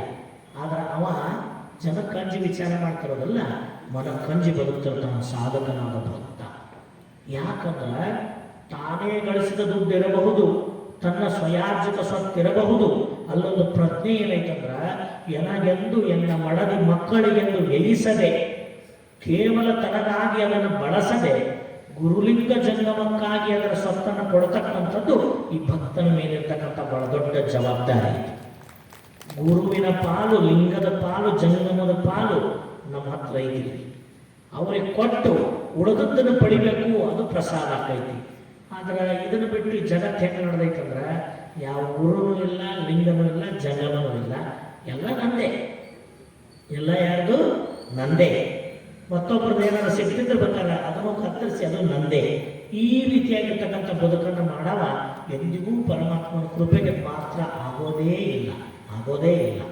ಅದರ ಪರಿಣಾಮ ನಿರಂತರವಾಗಿ ಹಲವು ವಿಷಯಗಳಲ್ಲಿ ದುಃಖಿಗಳಾಗೇ ಅವರು ಬದುಕ್ತಾರೆ ಹೊರತು ಎಂದಿಗೂ ಸುಖಿಗಳಾಗಿ ಬದುಕೋದೇ ಇಲ್ಲ. ಅದನ್ನು ಅಕ್ಕಮಾದೇವಿ ತಾಯಿ ಹೇಗೆ ಹೇಳ್ತಾಳಂದ್ರೆ, ನೀನೊಲ್ಲದ ಸುಖವೇ ಎನಗೆ ದುಃಖ ನೋಡಯ್ಯ, ನೀನೊಲಿದ ದುಃಖವೇ ಎನಗೆ ಪರಮ ಸುಖ ನೋಡಯ್ಯ. ಪರಮಾತ್ಮ ಒಲಿದ ದುಃಖಗಳು ಭಕ್ತನಿಗೆ ಸುಖನೇ ಇರ್ತೈತಿ. ಪರಮಾತ್ಮ ಒಲ್ಲದ ಸುಖಗಳು ಅವು ಲೌಕಿಕರಿಗೆ ದುಃಖನೇ ತಂದು ಕೊಡ್ತಾವ. ಅದಕ್ಕೆ ಅಕ್ಕ ಏನಂತಾಳ, ಜಗತ್ತಿನ ಸುಖ ದುಃಖಗಳು ನನಗೆ ಬೇಡ, ನೀನು ಒಲಿದ್ರೆ ಆ ದುಃಖ ಇದ್ರು ಅಡ್ಡಿಲ್ಲಪ್ಪ, ನನಗದು ಸುಖನೇ. ನೀನು ಒಲ್ಲಾದ್ರೆ ಅದು ಜಗತ್ತಿಗೆ ಸುಖ ಆಗಿರ್ಬೋದು, ಅದು ನನಗೆ ದುಃಖನೇ. ಅದಕ್ಕೆ ಪರಮಾತ್ಮನ ದೃಷ್ಟಿಯೊಳಗ ಯಾವುದು ಸುಖ ಯಾವುದು ದುಃಖ ಅಂತ ತಿಳಿದು ನಾವು ಬದುಕತಕ್ಕಂಥದ್ದು. ಹಾಗಾದ್ರೆ ಏನನ್ನ ಬಯಸಬೇಕು, ಯಾವುದನ್ನು ಬಯಸಬೇಕು, ಏನು ಬಯಸೋದ್ರಿಂದ ಏನು ಪರಿಣಾಮ ಆಕೈತಿ ಅಂತಕ್ಕಂಥ ತತ್ವವೇತ್ತವಾದ ವಿವೇಚನೆಯನ್ನು ಯಾವುದು ಕೊಡ್ತೈತಿ ಅಂದ್ರೆ ತತ್ವ ಚಿಂತಾಮಣಿಯಾದ ರುದ್ರಾಕ್ಷಿ ಕೊಡ್ತೈತಿ. ತತ್ವ ಚಿಂತಾಮಣಿಗಳೆನಿಸಿದ ರುದ್ರಾಕ್ಷಿಗಳ ಭಕ್ತಿದಾರದಲ್ಲಿ ಸರಗೊಳಿಸಿ, ಇದು ಬಹಳ ಮುಖ್ಯ. ಆ ರುದ್ರಾಕ್ಷಿಯನ್ನ ಗುರುವಿನಿಂದ ಪಡೆದಂಥ ಈ ಭಕ್ತ ಭಕ್ತಿಯಿಂದ ಧರಿಸಬೇಕು. ಎಂಥ ಭಕ್ತಿಯಿಂದ ಧರಿಸ್ಬೇಕಂದ್ರೆ ಪರಮಾತ್ಮನ ಜ್ಞಾನ ಚಕ್ಷುವೆ, ಪರಮಾತ್ಮನ ಪಂಚಮುಖಗಳೇ ನನ್ನ ಅಂಗದ ಮೇಲೆ ರುದ್ರಾಕ್ಷಿಯಾಗಿ ಧರಿಸಲ್ಪಟ್ಟ ಅಂತ ತಿಳಿದು ಪೂಜ್ಯ ಭಾವದಿಂದ, ಲಿಂಗದ ಸಮಾನ ಪೂಜ್ಯ ಭಾವದಿಂದ ರುದ್ರಾಕ್ಷಿಯನ್ನು ಧರಿಸಬೇಕು, ರುದ್ರಾಕ್ಷಿಯನ್ನು ಉಪಾಸನೆ ಮಾಡಬೇಕು. ಇದು ಹೇಳಿದಾಗ ಭಾಳ ಜನ ಕೇಳಿದ್ರು, ಹಾಗಾದ್ರೆ ರುದ್ರಾಕ್ಷಿನೂ ವಿಭೂತಿನೂ ಪೂಜೆ ಮಾಡೋದೈತಂದ್ರಿ ಅಂತ. ಹೌದು, ಇದೆ. ಲಿಂಗ ಪೂಜೆ ಮಾಡೋದು ಕಲಿಸೋದೇ ಇಲ್ಲಲ್ಲ ವ್ಯವಸ್ಥೆ ನಮ್ಮಲ್ಲಿ. ಎಷ್ಟು ನಮ್ಮ ಪರಿಸ್ಥಿತಿ ಕೆಟ್ಟೈತಂದ್ರೆ ಸಾಮೂಹಿಕ ಲಿಂಗ ಪೂಜೆ ಅನ್ನೋ ವ್ಯವಸ್ಥೆ ನಮ್ಮಲ್ಲಿ ಇಲ್ಲ. ಯಾಕಿಲ್ಲ ಅಂದ್ರೆ ಲಿಂಗ ಪೂಜೆ ಸತಿಪತಿಗಳ ಅತಿ ಸುಖದಂತೆ ತಾನು ತನ್ನ ಲಿಂಗ, ಅಂಗ ಮತ್ತು ಲಿಂಗ ಇಬ್ಬರೇ ಸೇರಿಕೊಂಡು ಮಾಡತಕ್ಕಂಥ ಉಪಾಸನೆ ಇದು. ಜನರ ಮುಂದೆ ಕುಂತು ತೋರಿಸುವಂತ ಮಾಡೋದಲ್ಲ, ಅರ್ಥ ಆತಲ್ರಿ? ಆದ್ರೆ ಇವತ್ತು ತೋರಿಸ್ಬೇಕಾಗೈತಿ. ಯಾಕಂದ್ರೆ ಲಿಂಗವಂತರಿಗೆ ಇಷ್ಟು ಲಿಂಗ ಹೆಂಗೆ ಹಿಡ್ಕೋಬೇಕು, ಹೆಂಗೆ ಪೂಜೆ ಮಾಡಬೇಕು, ಹೆಂಗೆ ತ್ರಾಟಕ ಯೋಗ ಮಾಡಬೇಕು ಅಂತ ತಿಳಿಯಾಕಬಹುದು. ಮತ್ತು ಇವ್ರಿಗೆ ಹೆಂಗೆ ತಿಳಿಸ್ಬೇಕು? ಸಾಮೂಹಿಕವಾಗಿ ಎಲ್ಲರೂ ಎದುರು ಕುಂಡಿಸ್ಕೊಂಡೇ ತಿಳಿಸ್ಬೇಕು. ಯಾಕೆ ಈ ಮಾತು ಹೇಳೋದಂದ್ರೆ ಭಕ್ತಿಯಿಂದ ಉಪಾಸನೆ ಮಾಡಬೇಕು ಅಂತ ಹೇಳ್ತೀವಲ್ಲ, ಇಷ್ಟಲಿಂಗ ಪೂಜೆ ಮಾಡೋಕ್ಕಿಂತ ಮೊದಲು ಯಾವ ವಿಭೂತಿಯನ್ನು ಅಂಗಕ್ಕೆ ಧರಿಸ್ತೀವಿ, ರುದ್ರಾಕ್ಷಿಯನ್ನು ಧರಿಸ್ತೀವಲ್ಲ, ಆ ವಿಭೂತಿ ರುದ್ರಾಕ್ಷಿಯನ್ನು ಲಿಂಗದಂತೆ ಎಡ ಅಂಗೈಯಲ್ಲಿ ಹಿಡಿದುಕೊಂಡು ಅದಕ್ಕೂ ಕೂಡ ಅಷ್ಟವಿಧಾರ್ಚನೆಗಳನ್ನು ಸಮರ್ಪಿಸಿ ಆ ವಿಭೂತಿ ರುದ್ರಾಕ್ಷಿಗಳಿಗೂ ನಾವು ಶರಣಾರ್ಥಿಯನ್ನು ಮಾಡಿ ಪರಮಾತ್ಮನ ಬೆಳಕಾದ ವಿಭೂತಿಯೇ, ಪರಮಾತ್ಮನ ಜ್ಞಾನ ಚಕ್ಷುವಾದ ರುದ್ರಾಕ್ಷಿಯೇ ನನಗೆ ಕೃಪೆ ಮಾಡು ಅಂತ ಪ್ರಾರ್ಥಿಸಿಕೊಂಡು ಆ ವಿಭೂತಿಯನ್ನು ಧರಿಸಬೇಕು. ಅವಕ್ಕೂ ಶರಣಾರ್ಥಿ ಮಾಡಬೇಕು, ವಿಭೂತಿಗೂ ನಮಸ್ಕಾರ ಮಾಡಬೇಕು. ಯಾಕಂದ್ರೆ ಅದು ಪರಮಾತ್ಮನ ಸ್ವರೂಪನೇ ಆಗಿರ್ತೈತಿ. ರುದ್ರಾಕ್ಷಿಗೂ ನಾವು ಶರಣಾರ್ಥಿಯನ್ನು ಮಾಡಬೇಕು, ಅದು ಪರಮಾತ್ಮನ ಸ್ವರೂಪನೇ ಆಗಿರ್ತೈತಿ. ಇದನ್ನು ಮಾಡಿ ನಾವು ಧರಿಸ್ಬೇಕದನ್ನು. ಈ ಕ್ರಮಗಳು ಎಲ್ಲಿ ಗೊತ್ತಕ್ಕವಂದ್ರೆ ದೀಕ್ಷೆ ಪಡೆದ್ರೆ ಗುರು ಇವನು ತೋರಿಸ್ಕೊಡ್ತಾರೆ. ಇವನ್ನ ಹೆಂಗೆ ಉಪಾಸನೆ ಮಾಡಬೇಕು ಅಂತ ಗುರು ತೋರಿಸ್ಕೊಡ್ತಾರೆ. ಉಪಾಸನೆ ಮಾಡೋ ಸಂದರ್ಭದಲ್ಲಿ ವಿಭೂತಿಗೂ ಕೂಡ ಪಂಚಾಕ್ಷರಿ ಒಳಗೆ ಒಂದು ಮಂತ್ರ ಇರ್ತೈತಿ, ರುದ್ರಾಕ್ಷಿಗೂ ಒಂದು ಮಂತ್ರ ಇರ್ತೈತಿ, ಲಿಂಗ ಪೂಜೆ ಮಾಡುವಾಗ ಪರಿಪೂರ್ಣವಾದ ಮಂತ್ರ ಇರ್ತೈತಿ. ಇವೆಲ್ಲವುಗಳನ್ನು ನಾವು ತಿಳ್ಕೋಬೇಕಂದ್ರೆ ದೀಕ್ಷಾನ್ವಿತರ ಆಗಬೇಕು. ಇವುಗಳನ್ನೆಲ್ಲ ಸಾರ್ವತ್ರಿಕವಾಗಿ ಹೇಳಬಾರದು ಅಂತ ಇರೋದರಿಂದ ಅವನು ಅಷ್ಟೇ ಗೌಪ್ಯವಾಗಿ ನಾವು ಅರ್ಥ ಮಾಡ್ಕೋಬೇಕು. ಹೀಗೆ ಭಕ್ತಿಯಿಂದ ಉಪಾಸನೆ ಮಾಡತಕ್ಕಂಥದ್ದು ರುದ್ರಾಕ್ಷಿ. ಭಕ್ತಿ ಇಲ್ಲದೆ ರುದ್ರಾಕ್ಷಿಯನ್ನ ಸುಮ್ಮನೆ ಧರಿಸಬಾರದು, ಬಹಿರಂಗದ ತೋರಿಕೆಗಾಗಿ ಧರಿಸಬಾರದು. ಅದಕ್ಕೆ ಅವರೇನಾದ್ರು ತತ್ವ ಚಿಂತಾಮಣಿಗಳೆಂಬ ರುದ್ರಾಕ್ಷಿಗಳ ಭಕ್ತಿ ಎಂಬ ದಾರದಲ್ಲಿ ಸರಗೊಳಿಸಿ ಯುಕ್ತಿ ವಿಧಾನವಿಡಿದು ಧರಿಸಿ ನಾನು ಸದ್ಯೋನ್ಮುಕ್ತನಾದೆನಯ್ಯ ಮಹಾಲಿಂಗ ಗುರು ಶಿವಸಿದ್ದೇಶ್ವರ ಪ್ರಭುವೇ ಅಂತಕ್ಕಂಥ ಒಂದು ತಾತ್ವಿಕ ನೆಲೆಯ ರುದ್ರಾಕ್ಷಿಗಳ ಮಹತ್ವವನ್ನು ನಮಗೆ ತೋರಿಸಿಕೊಡ್ತಾರೆ. ಇನ್ನು ಆತ್ಯಂತಿಕವಾಗಿ ಕೊನೆಯಲ್ಲಿ ಈ ರುದ್ರಾಕ್ಷಿಗಳ ನೈತಿಕವಾಗಿರ್ತಕ್ಕಂಥ ಪ್ರಜ್ಞೆಯನ್ನ ಗುರು ಬಸವಣ್ಣನವರು ನಮಗೆಲ್ಲ ಕೊಡ್ತಾರೆ. ಬಹುಶಃ ಈ ಧರ್ಮದ ತತ್ವಗಳಲ್ಲಿ ಎಷ್ಟೊಂದು ಇಟ್ಟಾರ ನಮ್ಮ ಶರಣರು ಅಂದ್ರೆ ಈ ವಚನಗಳನ್ನು ನೋಡಿದ್ರೆ ಅನ್ಸಾಕತ್ತೈತಲ್ಲ, ಏನೇನು ತತ್ವಗಳದಾವಪ್ಪ ಇದ್ರೊಳಗ.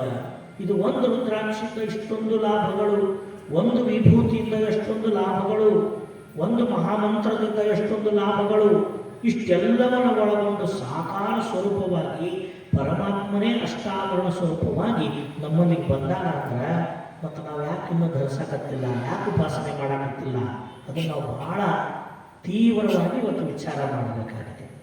ಅಂಥ ರುದ್ರಾಕ್ಷಿಯೊಳಗೆ ಪರಮಾರ್ಥದ ಜೊತೆಗೆ ಲೌಕಿಕದಲ್ಲಿರ್ತಕ್ಕಂಥ ಈ ಭಕ್ತ ಕೆಲವೊಂದು ನಿಯಮಗಳನ್ನು ಪಾಲಿಸಬೇಕಾಗೈತಿ. ನಮ್ಮಲ್ಲಿ ವ್ರತ ನಿಯಮಗಳು ಅಂದ್ರೆ ಉಳಿದಂಗಿಲ್ಲ. ಉಳಿದ ಕಡೆಗೆಲ್ಲ ವ್ರತ ನಿಯಮಗಳು ಹೆಂಗಿರ್ತಾವ, ಊಟ ಬಿಟ್ಟು ಉಪವಾಸ ಮಾಡೋದು ಅಂತ ವ್ರತ, ತಲೆ ಕೂದಲು ಕಳ್ಕೊಳ್ಳೋದು ಅಂತ ವ್ರತ. ಎಲ್ಲಿ ಹೋಗಿ ಬಂದ್ರೆ ಈಗ ತಲೆ ಗುಂಡು ಉಳಿಸ್ಕೊಂಡಿರ್ತಾನೆ, ಯಾಕ್ರಿ ಹಿಂಗ್ಯಾಕ ತಲೆ ಕೊಟ್ಟು ಬಂದಂಗೆ ಇರ್ತಾನೆ. ನಾ ಎಷ್ಟೋ ಮಂದಿ ಕೇಳಿದಾಗ ತಲೆ ಕೊಟ್ಟು ಬಂದಿವಿ, ಅವ್ರು ತಲೆ ಕೊಟ್ಟು ಬಂದ್ರಂಗಿಲ್ಲ, ಕೂದಲ ಕೊಟ್ಟು ಬಂದಿರ್ತಾರೆ, ತಲೆ ಕೂದಲು ಕೊಟ್ಟು ಬಂದಿರ್ತಾರೆ. ತಲೆ ಕೊಟ್ಟು ಬಂದ್ರೆ ಇವ್ಯಾಕೆ ಇಲ್ಲಿ ಮಟ್ಟ ಬರ್ತಿದ್ದ ಹೋಗ್ತಿದ್ದ ನಕ್ಕಾಗ ತಲೆ ಕೂಡ ತಲೆನ ಕೊಟ್ಟರೆ ಮುಗಿದ ಹೋಯ್ತಲ್ರಿ, ಇನ್ನೇನು ಹೋಯ್ತು.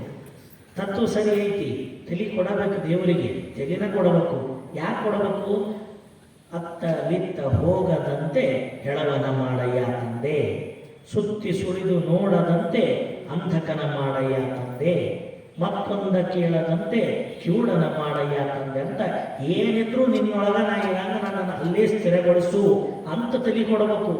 ಆಗ ನಮಗದ ಆಗಲ್ಲ. ಅದಕ್ಕೆ ನಾವೇನು ಮಾಡ್ತೀವಿ, ತಲೆ ಮ್ಯಾಗಿನ ಕೂದಲ ಬೋಳಿಸಿ ಆ ಕಡೆ ದೇವರಿಗೆ ಕೂದಲ ಕೊಟ್ಟು ಬರ್ತೀವಿ. ಆ ದೇವ್ರ ಕರ್ಮ ಎಂಥದ್ದು ಅಂತ ನಾವು ಕೂದಲ ತಗೊಂಡು ನಾವೇನು ಮಾಡಬೇಕು? ಭಕ್ತಿ ತಗೊಂತಾನವ ಇವು ಜೇಡಗಟ್ಟಿದ ಕೂದಲ ತಗೊಂಡು ದೇವ್ರೇನು ಮಾಡಬೇಕು? ದೇವ್ರೇನು ಮಾಡಲ್ಲ. ಅದಲ್ಲೊಂದು ವ್ಯಾಪಾರ ಇರ್ತೈತಿ. ಇವುಗಳನ್ನು ತಗೊಂಡು ಯಾರಿಗೆ ತಲೆಯಾಗ ಕೂದಲಿರಲ್ಲ ಅವ್ರಿಗೆ ಕನ್ನೆ ನೋಡೋರು ಇರ್ತಾವೆ, ತಲೆ ಬೋರ್ಡ್ ಇರ್ತಾವೆ, ಸಣ್ಣ ಹುಡುಗರು ಇರ್ತಾರ, ಅವೇ ಕೂದಲ ತಗೊಂಡು ವಿಗ್ ರೆಡಿ ಮಾಡ್ತಾರೆ. ವಿಗ್ ಮಾಡಿ ಅವ್ರ ತಲೆಗೆ ಹಾಕ್ತಾರೆ. ಇದೊಂದು ವ್ಯಾಪಾರದ ಒಂದು ವ್ಯವಸ್ಥೆ ನಡೆದ್ಬಿಟ್ಟಿರ್ತೈತಿ. ಇವ್ರು ತಲೆ ಕೊಟ್ಟು ಬರ್ತಾರೆ, ಅವುಗಳನ್ನು ಸ್ವಚ್ಛ ಮಾಡಿ ಎಷ್ಟು ಚಲೋ ಇರ್ತಾವ ದೊಡ್ಡ ದೊಡ್ಡ ರೇಟ್ ಕೊಟ್ಟು ತೊಗೊತಾರೆ ಕಂಪನಿಯವರು. ಅವುಗಳನ್ನೇ ತಲೆಗೆ ಹಾಕೊಳ್ತಕ್ಕಂಥ ವಿಗ್ ಮಾಡಿ ಮತ್ತು ಮಾರಾಟ ಮಾಡ್ತಾರೆ. ಅದಕ್ಕೆ ನಾವು ಒಂದು ವಿಚಾರ ಮಾಡಬೇಕು, ದೇವರಿಗೆ ಕೊಡ್ಬೇಕಂದ್ರೆ ಏನು ಕೊಡಬೇಕು? ಕೂದಲ ಕೊಡೋದು, ಉಗುರ ಕೊಡೋದು ಅಲ್ಲ. ಪರಮಾತ್ಮನಿಗೆ ಏನು ಕೊಡಬೇಕು? ಶುದ್ಧಾಂತಕರಣದಿಂದ ಒಳಗೂಡಿದ ಭಕ್ತಿಯನ್ನು ಕೊಡಬೇಕು. ಪರಮಾತ್ಮನೇ ನಾನೇ ನಿನ್ನವನು ಅಂತ ಅರ್ಪಣೆ ಮಾಡ್ಕೋಬೇಕು. ನಾನು ನಿನ್ನವನು ಅಂತ ಅರ್ಪಣೆ ಮಾಡಿಕೊಂಡಿದ್ದ ಒಂದಷ್ಟು ವ್ರತ ನಿಯಮಗಳನ್ನು ಪಾಲಿಸಬೇಕು. ಅವು ಏನಪ್ಪ ಅಂತ ಕೇಳಿದ್ರೆ ಬಸವಣ್ಣವ್ರು ಹೇಳ್ತಾರೆ, ರುದ್ರಾಕ್ಷಿಯನ್ನು ಧರಿಸಿದ ಭಕ್ತನಿಗೆ ಒಂದಿಷ್ಟು ವ್ರತಗಳು ಹೇಳ್ತಾರೆ. ನೀ ಹಿಂಗ ಇರಬೇಕಪ್ಪ, ನೀ ಹಿಂಗ ಬದುಕಬೇಕು ಅಂತ ಒಂದಿಷ್ಟು ನಿಯಮ ಶಿಷ್ಟಾಚಾರಗಳನ್ನು ಕಲಿಸ್ತಾರೆ. ಹೇಗೆ ಕಲಿಸ್ತಾರೆ ಬಸವಣ್ಣವರು? ಹಸ್ತ ಕಡಗ ಕೈ ಗದಿಕ ನೋಡ, ಕೊಡಲಹುದು ಕೊಳಲಾಗದು. ಹಸ್ತ ಕಡಗ ಕೈ ಗದಿಕ ನೋಡ, ಕೊಡಲಹುದು ಕೊಳಲಾಗದು. ಯಾವ ನಮ್ಮ ಮುಂಗೈಗೆ ರುದ್ರಾಕ್ಷಿಯನ್ನು ನಾವು ಧರಿಸಿದರೆ ಇದು ಹಸ್ತ ಕಡಗ ಕೈ ಗದಿಕ ನೋಡ. ಈ ರುದ್ರಾಕ್ಷಿಯನ್ನು ಮುಂಗೈಗೆ ಧರಿಸಿದ ಭಕ್ತ ಯಾವತ್ತಿಗೂ ದಾಸೋಹಿಯಾಗಿರ್ಬೇಕು ಹೊರತು ಮತ್ತೊಬ್ಬರಿಂದ ಪಡೆಯೋಣ ಆಗಿರಬಾರದು. ಯಾವತ್ತೂ ಕೊಡುವವನೇ ಇರಬೇಕು. ಹೆಂಗೆ ಬಸವಣ್ಣವ್ರು ಹೇಳ್ತಾರಲ್ಲ, ಬೇಡುವವರಿಲ್ಲದೆ ಬಡವನಾದನಯ್ಯ. ಇಡೀ ಕಲ್ಯಾಣ ರಾಜ್ಯವನ್ನು ಎಷ್ಟು ಸಮೃದ್ಧ ಮಾಡಿದ್ರಂದ್ರೆ ಎಲ್ಲರೂ ಕೊಡುವವರೇ, ಅಲ್ಲಿ ಬೇಡುವವರು ಒಬ್ಬರು ಇದ್ದಿದ್ದಿಲ್ಲ. ಎಲ್ಲರ ಕೈಯಲ್ಲಿ ಸತ್ಯಶುದ್ಧ ಕಾಯಕದಿಂದ ಬಂದ ಪ್ರತಿಫಲವನ್ನು ಎಲ್ಲರೂ ಮುಂದೆ ನಿಂತು ದಾಸೋಹ ಮಾಡುವವರೇ. ಯಾರೂ ನನಗೆ ಕೊಡ್ರಿ ಅನ್ನೋರು ಇದ್ದಿದ್ದಿಲ್ಲ, ಎಲ್ಲರೂ ತಗೊಳ್ರಿ ಅಂತ ಕೊಡವರೇ ಇದ್ರು. ಹೀಗೆ ಬೇಡುವವರಿಲ್ಲದ ಪರಮ ದಾಸೋಹಿಗಳ ನಾಡು ಯಾವುದಾಗಿತ್ತು ಅಂದರೆ 12ನೇ ಶತಮಾನದ ಬಸವ ಕಲ್ಯಾಣ. ಅದು ದಾಸೋಹದ ಬೀಡು, ದಾಸೋಹದ ನಾಡಾಗಿತ್ತು. ಅದು ಎಲ್ಲಿ ನೋಡಿದ್ರು ಕೊಡುವವರೇ, ಬಹಳ ದೊಡ್ಡ ದಾಸೋಹಿಗಳೇ. ಹೀಗೆ ಕೊಡೋದು ಗೊತ್ತಿರಬೇಕು, ಎಂದಿಗೂ ಪಡೆಯಬಾರದು. ಕೊಡುವವನಾಗಿರಬೇಕು ಭಕ್ತ ಹೊರತು ಮತ್ತೊಬ್ಬರಿಂದ ಪಡೆಯುವವನಾಗಿರಬಾರದು. ಇಂಥ ಆತ್ಮವಿಶ್ವಾಸವನ್ನು ಭಕ್ತ ಹೊಂದಿರಬೇಕು. ಯಾವುದನ್ನು ಇವತ್ತಿನ ಕಾಲದಾಗ ಆತ್ಮನಿರ್ಭರತೆ ಅಂತ ನಮ್ಮ ಕೇಂದ್ರ ಸರ್ಕಾರದವರು ಹೇಳಕತ್ತಾರಲ್ಲ, ಇದನ್ನ 12ನೇ ಶತಮಾನದ ಕಲ್ಯಾಣದ ರಾಜ್ಯದಲ್ಲಿ ಅಂದಿನ ಪ್ರಧಾನಿಗಳು ಬಸವಣ್ಣನವರು ಆತ್ಮನಿರ್ಭರವಾದ ಭಕ್ತನನ್ನು ಅವತ್ತೇ ತಯಾರು ಮಾಡಿಬಿಟ್ಟು. ಏನದು? ಕೊಡುವುದುಂಟು, ಬೇಡುವುದು ಇಲ್ಲ.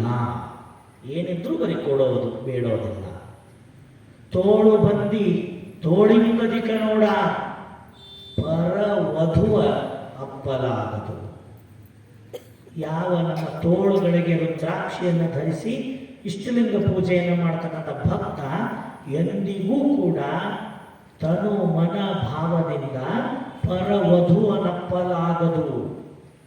ಯಾವ ಈ ಒಂದು ವ್ಯವಸ್ಥೆಯಲ್ಲಿ ತಾನು ಸತಿಪತಿಯಾಗಿ ಬದುಕಿ ಆ ಸತಿಪತಿ ಧರ್ಮಕ್ಕೆ ಸದಾ ನ್ಯಾಯವನ್ನು ಒದಗಿಸಿಕೊಟ್ಟು ಎಂದಿಗೂ ಪರಸತಿಯರ ರತಿಗೆ ಮನ ಹಾರದಂತೆ ತನ್ನನ್ನು ಸದಾ ಜಾಗೃತವಾಗಿ ಯಾರಿಟ್ಕೋಬೇಕು ಅಂದ್ರೆ ತನ್ನ ತೋಳುಗಳಿಗೆ ರುದ್ರಾಕ್ಷಿಯನ್ನು ಧರಿಸಿದ ಭಕ್ತ ಸದಾ ಪರಸತಿಯರ ವಿಷಯದಲ್ಲಿ, ಆ ಒಂದು ರುದ್ರಾಕ್ಷಿಯನ್ನು ಧರಿಸುವ ಶರಣೆಯರು ಪರಪತಿಯ ವಿಷಯದಲ್ಲಿ ಎರಡೂ ಐತ್ರ ಬರ್ತಿದೆ. ಬರೀ ಪರಸತಿ ಅಂತ ಬರೀ ಗಂಡ್ಮಕ್ಳಿಗೆ ಹೇಳ್ಯಾರ ಅಂತ ತಿಳಿಬಾರ್ದು. ಪರಸತಿ ಪರಪತಿ ಇಬ್ಬರಿಗೂ ಐತಿ ತತ್ವ. ಅದಕ್ಕೆ ಇವರಿಗೂ ಬದ್ಧತೆ ಇರಬೇಕು, ಈ ಕಡೆನೂ ಬದ್ಧತೆ ಇರಬೇಕು, ಇಬ್ಬರಿಗೂ ಬದ್ಧತೆ ಇರಬೇಕು. ಆ ಬದ್ಧತೆಯನ್ನು ಒಳಗೊಂಡು ಬದುಕಬೇಕು ಅನ್ನತಕ್ಕಂಥದ್ದು ತೋಳುಗಳಿಗೆ ಕಟ್ಟುವ ರುದ್ರಾಕ್ಷಿ ತೋರಿಸಿಕೊಡ್ತೈತಿ. ಮುಂದೆ ಹೇಳ್ತಾರ ಅವರು, ಕರ್ಣ ಕುಂಡಲ ಕಿವಿಗದಿಕ ನೋಡ, ಶಿವನಿಂದೆಯ ಕೇಳಲಾಗದು. ಕಿವಿಯಲ್ಲಿ ರುದ್ರಾಕ್ಷಿಯನ್ನು ಧರಿಸಿ ಪೂಜಿಸುವ ಭಕ್ತ ಎಂದಿಗೂ ಆ ಕಿವಿಯಿಂದ ಶಿವನಿಂದೆಯನ್ನ ಕೇಳಲಾಗದು. ಇಲ್ಲಿ ಶಿವನಿಂದೆ ಅಂದ್ರೆ ಏನಂತ ಅರ್ಥ ಮಾಡ್ಕೋಬೇಕು. ಶಿವನ ಸರ್ವಶ್ರೇಷ್ಠತೆಯನ್ನ ಅಲ್ಲಗಳೆದು ಇನ್ನುಳಿದ ಅಧಿದೇವತೆಗಳ ಶ್ರೇಷ್ಠತೆಯನ್ನು ಮೆರೆಯೋದೈತಲ್ಲ, ಅದನ್ನು ಎಂದಿಗೂ ಶಿವಭಕ್ತರಾದವರು ಒಪ್ಪಬಾರದು, ಕೇಳಬಾರದು. ಇದನ್ನು ಬಸವಣ್ಣವರು ಎಷ್ಟು ಕಾಯ್ಕೊಂಡಿದ್ರು ಅಂದ್ರೆ ಬಹಳಷ್ಟು ಕಡೆಗೆ ಹಲವಾರು ವಚನಗಳಲ್ಲಿ ಹರನ ಶ್ರೇಷ್ಠತೆಯನ್ನ, ಶಿವನ ಶ್ರೇಷ್ಠತೆಯನ್ನ ಎತ್ತಿ ತೋರಿಸ್ತಾರೆ ಬಸವಣ್ಣವರು. ಹರಿಹರನೊಂದೇ ಎಂದಡೆ ಸುರಿಯುವೆ ಬಾಯಲಿ ಬಾಲ ಹುರುಗಳು. ಹರಿಗೆ 10 ಪ್ರಳಯ, ಬ್ರಹ್ಮಂಗೆ ಅನಂತ ಪ್ರಳಯ, ನಮ್ಮ ಕೂಡಲ ಸಂಗಮ ದೇವರಿಗೆ ಮಾತಾಪಿತರುಳ್ಳಡೆ ನೀವು ಹೇಳಿರು. ಯಾವ ಹರಿ ಮತ್ತು ಹರ ಇಬ್ಬರನ್ನು ಒಂದ ಅಂತಾರಂದ್ರೆ ಅವ್ರ ಬಾಯಾಗ ಬಾಲ ಹುಳ ಬೀಳ್ತಾವ ಅಂತ ಬಸವಣ್ಣ. ಅರ್ಥಕ್ಕಲ್ರಿ? ವಿಷ್ಣು ಮತ್ತು ಬ್ರಹ್ಮನನ್ನು ಮುಂದಿಟ್ಟುಕೊಂಡು ವಿಷ್ಣುವಿನ ಶ್ರೇಷ್ಠತೆ ಬ್ರಹ್ಮನ ಶ್ರೇಷ್ಠತೆ ಹೇಳಿದ್ರೆ ಇಲ್ಲ, ಶಿವನೇ ಶ್ರೇಷ್ಠ, ಶಿವನೇ ಅಧಿಕ, ಶಿವನೇ ದೇವಾದಿದೇವ ಮಹಾದೇವ ಅಂತಕ್ಕಂಥ ಶಿವನ ಶ್ರೇಷ್ಠತೆಯನ್ನು ಶಿವಭಕ್ತರಾದವರು ಸದಾ ಎಚ್ಚರವಾಗಿರಬೇಕು. ಸ್ವತಃ ವಿಷ್ಣುವೇ ತನ್ನ ಪುರಾಣದಾಗ ಹಿಂಗೆ ಹೇಳ್ತಾನ ಅಂತ ಬಸವಣ್ಣವರು ತಗೊಂಡು ಬರ್ತಾರ. ಏನಂತ ಹೇಳ್ತಾರ?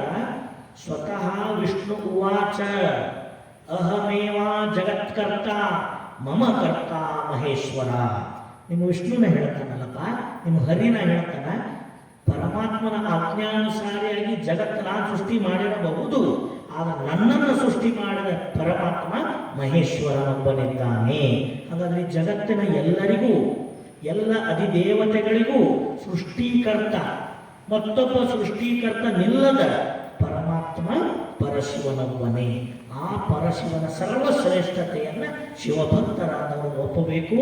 ಶಿವನ ಮುಂದೆ ಇನ್ಯಾವ ದೇವಾನುದೇವತೆಗಳನ್ನು ಕೂಡ ನಾವು ಒಪ್ಪಬಾರದು ಅಂತಕ್ಕಂಥದ್ದನ್ನು ಕರ್ಣಕುಂಡಲ ಕಿವಿಗತಿಕ ನೋಡ, ಶಿವನಿಂದೆಯ ಕೇಳಲಾಗದು. ಕೊನೆಗೆ ಹೇಳ್ತಾನೆ, ಕಂಠಮಾಲೆ ಕೊರಳಿಂಗದಿಕ ನೋಡ, ಪರದೈವಕ್ಕೆರಗಲಾಗದು. ಇಲ್ಲೇ ಕಷ್ಟ ಬರೋದು ನೋಡೋಣ, ಲಾಸ್ಟಿಗೆ ಇಲ್ಲೇ ಬರೋದು ಕಷ್ಟ. ಕಂಠಮಾಲೆ ಕೊರಳಿಂಗದಿಕ ನೋಡ, ಕೊರಳಾಗ ರುದ್ರಾಕ್ಷಿ ಸರ ಹಾಕೊಂಡಿವಂದ್ರ ಅಲ್ಲಿ ಏನು ವ್ರತ ಪಾಲಿಸ್ಬೇಕಂತ, ಗುರುಪದೇಶಿತವಾಗಿ ಅಂಗದ ಮೇಲೆ ಇಷ್ಟು ಲಿಂಗ ಬಂತು ಅಂದ್ರೆ ಆ ಲಿಂಗದೊಳಗೆ ಸಕಲವನ್ನು ಕಂಡು ಗುರು ತೋರಿದ ಉಪದೇಶದಂತೆ ಲಿಂಗ ಮಧ್ಯೆ ಜಗತ್ ಸರ್ವಂ, ಈ ಲಿಂಗದೊಳಗೆ ಅಜಾಂಡ ಕೋಟಿ ಬ್ರಹ್ಮಾಂಡಗಳಡಗಿಪ್ಪವು ಅನ್ನುವ ಗುರು ಉಪದೇಶವನ್ನು ಸದಾ ಜಾಗೃತವಾಗಿಟ್ಟುಕೊಂಡು ಲಿಂಗವಿರಹಿತವಾಗಿ ಮತ್ತೊಂದು ದೇವರಿದ್ದಾನೆ, ಲಿಂಗವಿರಹಿತವಾಗಿ ಮತ್ತೊಂದು ಕ್ಷೇತ್ರವಿದೆ, ಲಿಂಗವಿರಹಿತವಾಗಿ ಮತ್ತೊಂದು ದೈವವಿದೆ ಅನ್ನೋ ಭ್ರಮೆಯನ್ನು ಕಳ್ಕೊಂಡು ಲಿಂಗವೇ ದೇವರು, ದೇವರು ಅಂದರೆ ಲಿಂಗ ಅನ್ನುವ ಈ ಏಕಲಿಂಗ ನಿಷ್ಠಾಪರತೆಯನ್ನು ಗಟ್ಟಿಯಾಗಿ ಪಾಲಿಸೋದೇ ಕೊರಳಲ್ಲಿ ರುದ್ರಾಕ್ಷಿ ಹಾಕೊಳ್ಳುವ ಸಂಕೇತ. ಇದು ಬಹಳ ಕಷ್ಟ ಅಲ್ಲದೆ ನಡೆಸೋದು ನಮಗೆ. ಹೊರಗಿನವರಿಗೆಲ್ಲ ಲಿಂಗವಂತರಿಗೆ ಕಷ್ಟ ಆಗ್ಬಿಟ್ಟೈತಿ. ನಮ್ಮೆಲ್ಲರ ಮೂಲ ತತ್ವ ನಾವು ಬಹಳ ವಿಶಿಷ್ಟರು. ಎದರೊಳಗೆ ವಿಶಿಷ್ಟರು ಲಿಂಗವಂತರು ಅಂದರೆ ಹಲವು ದೈವದ ಆರಾಧನೆಗಳನ್ನು ಬಿಟ್ಟು, ಹಲವು ದೈವದ ಕಲ್ಪನೆಗಳಿಂದ ದೂರವಾಗಿ ದೇವರ ವಾಸ್ತವಿಕ ರೂಪವನ್ನೇ ಇಷ್ಟಲಿಂಗವಾಗಿ ಮಾಡಿಕೊಂಡು ಕರಸ್ಥಲದೊಳಗಿಟ್ಟುಕೊಂಡು ಆ ಇಷ್ಟಲಿಂಗ ಒಂದನ್ನೇ ನಿಷ್ಠೆಯಿಂದ ಪೂಜಿಸ್ತಕ್ಕಂಥವರು ಲಿಂಗವಂತರು. ಇದು ಏಕಲಿಂಗ ನಿಷ್ಠಾಪರತೆಯ ಧರ್ಮ. ಇದನ್ನು ಪಾಲಿಸೋದೇ ಕೊರಳಲ್ಲಿ ಹಾಕಿಕೊಳ್ಳುವ ಕಂಠಮಾಲೆಯಾಗಿರುವ ರುದ್ರಾಕ್ಷಿಯ ಸಂಕೇತ. ಇಂತಪ್ಪ ರುದ್ರಾಕ್ಷಿಯ ಧರಿಸಿ ಆವಾಗಳು ನಿಮ್ಮ ಪೂಜಿಸಿ ಕೂಡಲ ಸಂಗಮ ದೇವ, ಇದು ಲಿಂಗ ಶಿಖಾಮಣಿಯಯ್ಯ, ಲಿಂಗ ಶಿಖಾಮಣಿಯಯ್ಯ. ರುದ್ರಾಕ್ಷಿ ಅಂದರೆ ಇಂತಪ್ಪ ಪರಮ ಸಾಧನವಾಗಿ ಭಕ್ತನ ಬದುಕಿನಲ್ಲಿ ಎಚ್ಚರಿಕೆಯ ಪ್ರಜ್ಞೆಯಾಗಿ ನೈತಿಕ ಗುಣಮಟ್ಟವನ್ನು ಹೆಚ್ಚಿಸುವ ಶಕ್ತಿಯಾಗಿ ಇರುವ ಕಾರಣ ರುದ್ರಾಕ್ಷಿಯೇ ಲಿಂಗ ಶಿಖಾಮಣಿಯಯ್ಯ ಅಂತ ಹೇಳ್ತಾರೆ. ಹಾಗಾಗಿ ಇಂತಪ್ಪ ರುದ್ರಾಕ್ಷಿ ತತ್ವವನ್ನು ಕುರಿತು ಇವತ್ತು ನಾವು ಇಷ್ಟೊಂದು ಚಿಂತನೆಯನ್ನು ಮಾಡಿದ್ವಲ್ಲ, ನಾಳೆ ದಿವಸ ಪರಮಾತ್ಮನ ಮೂಲ ನಾಮವಾದ ಮಹಾಮಂತ್ರವನ್ನು ಕುರಿತು ನಾವೆಲ್ಲ ಚಿಂತನೆಯನ್ನು ಮಾಡೋಣ.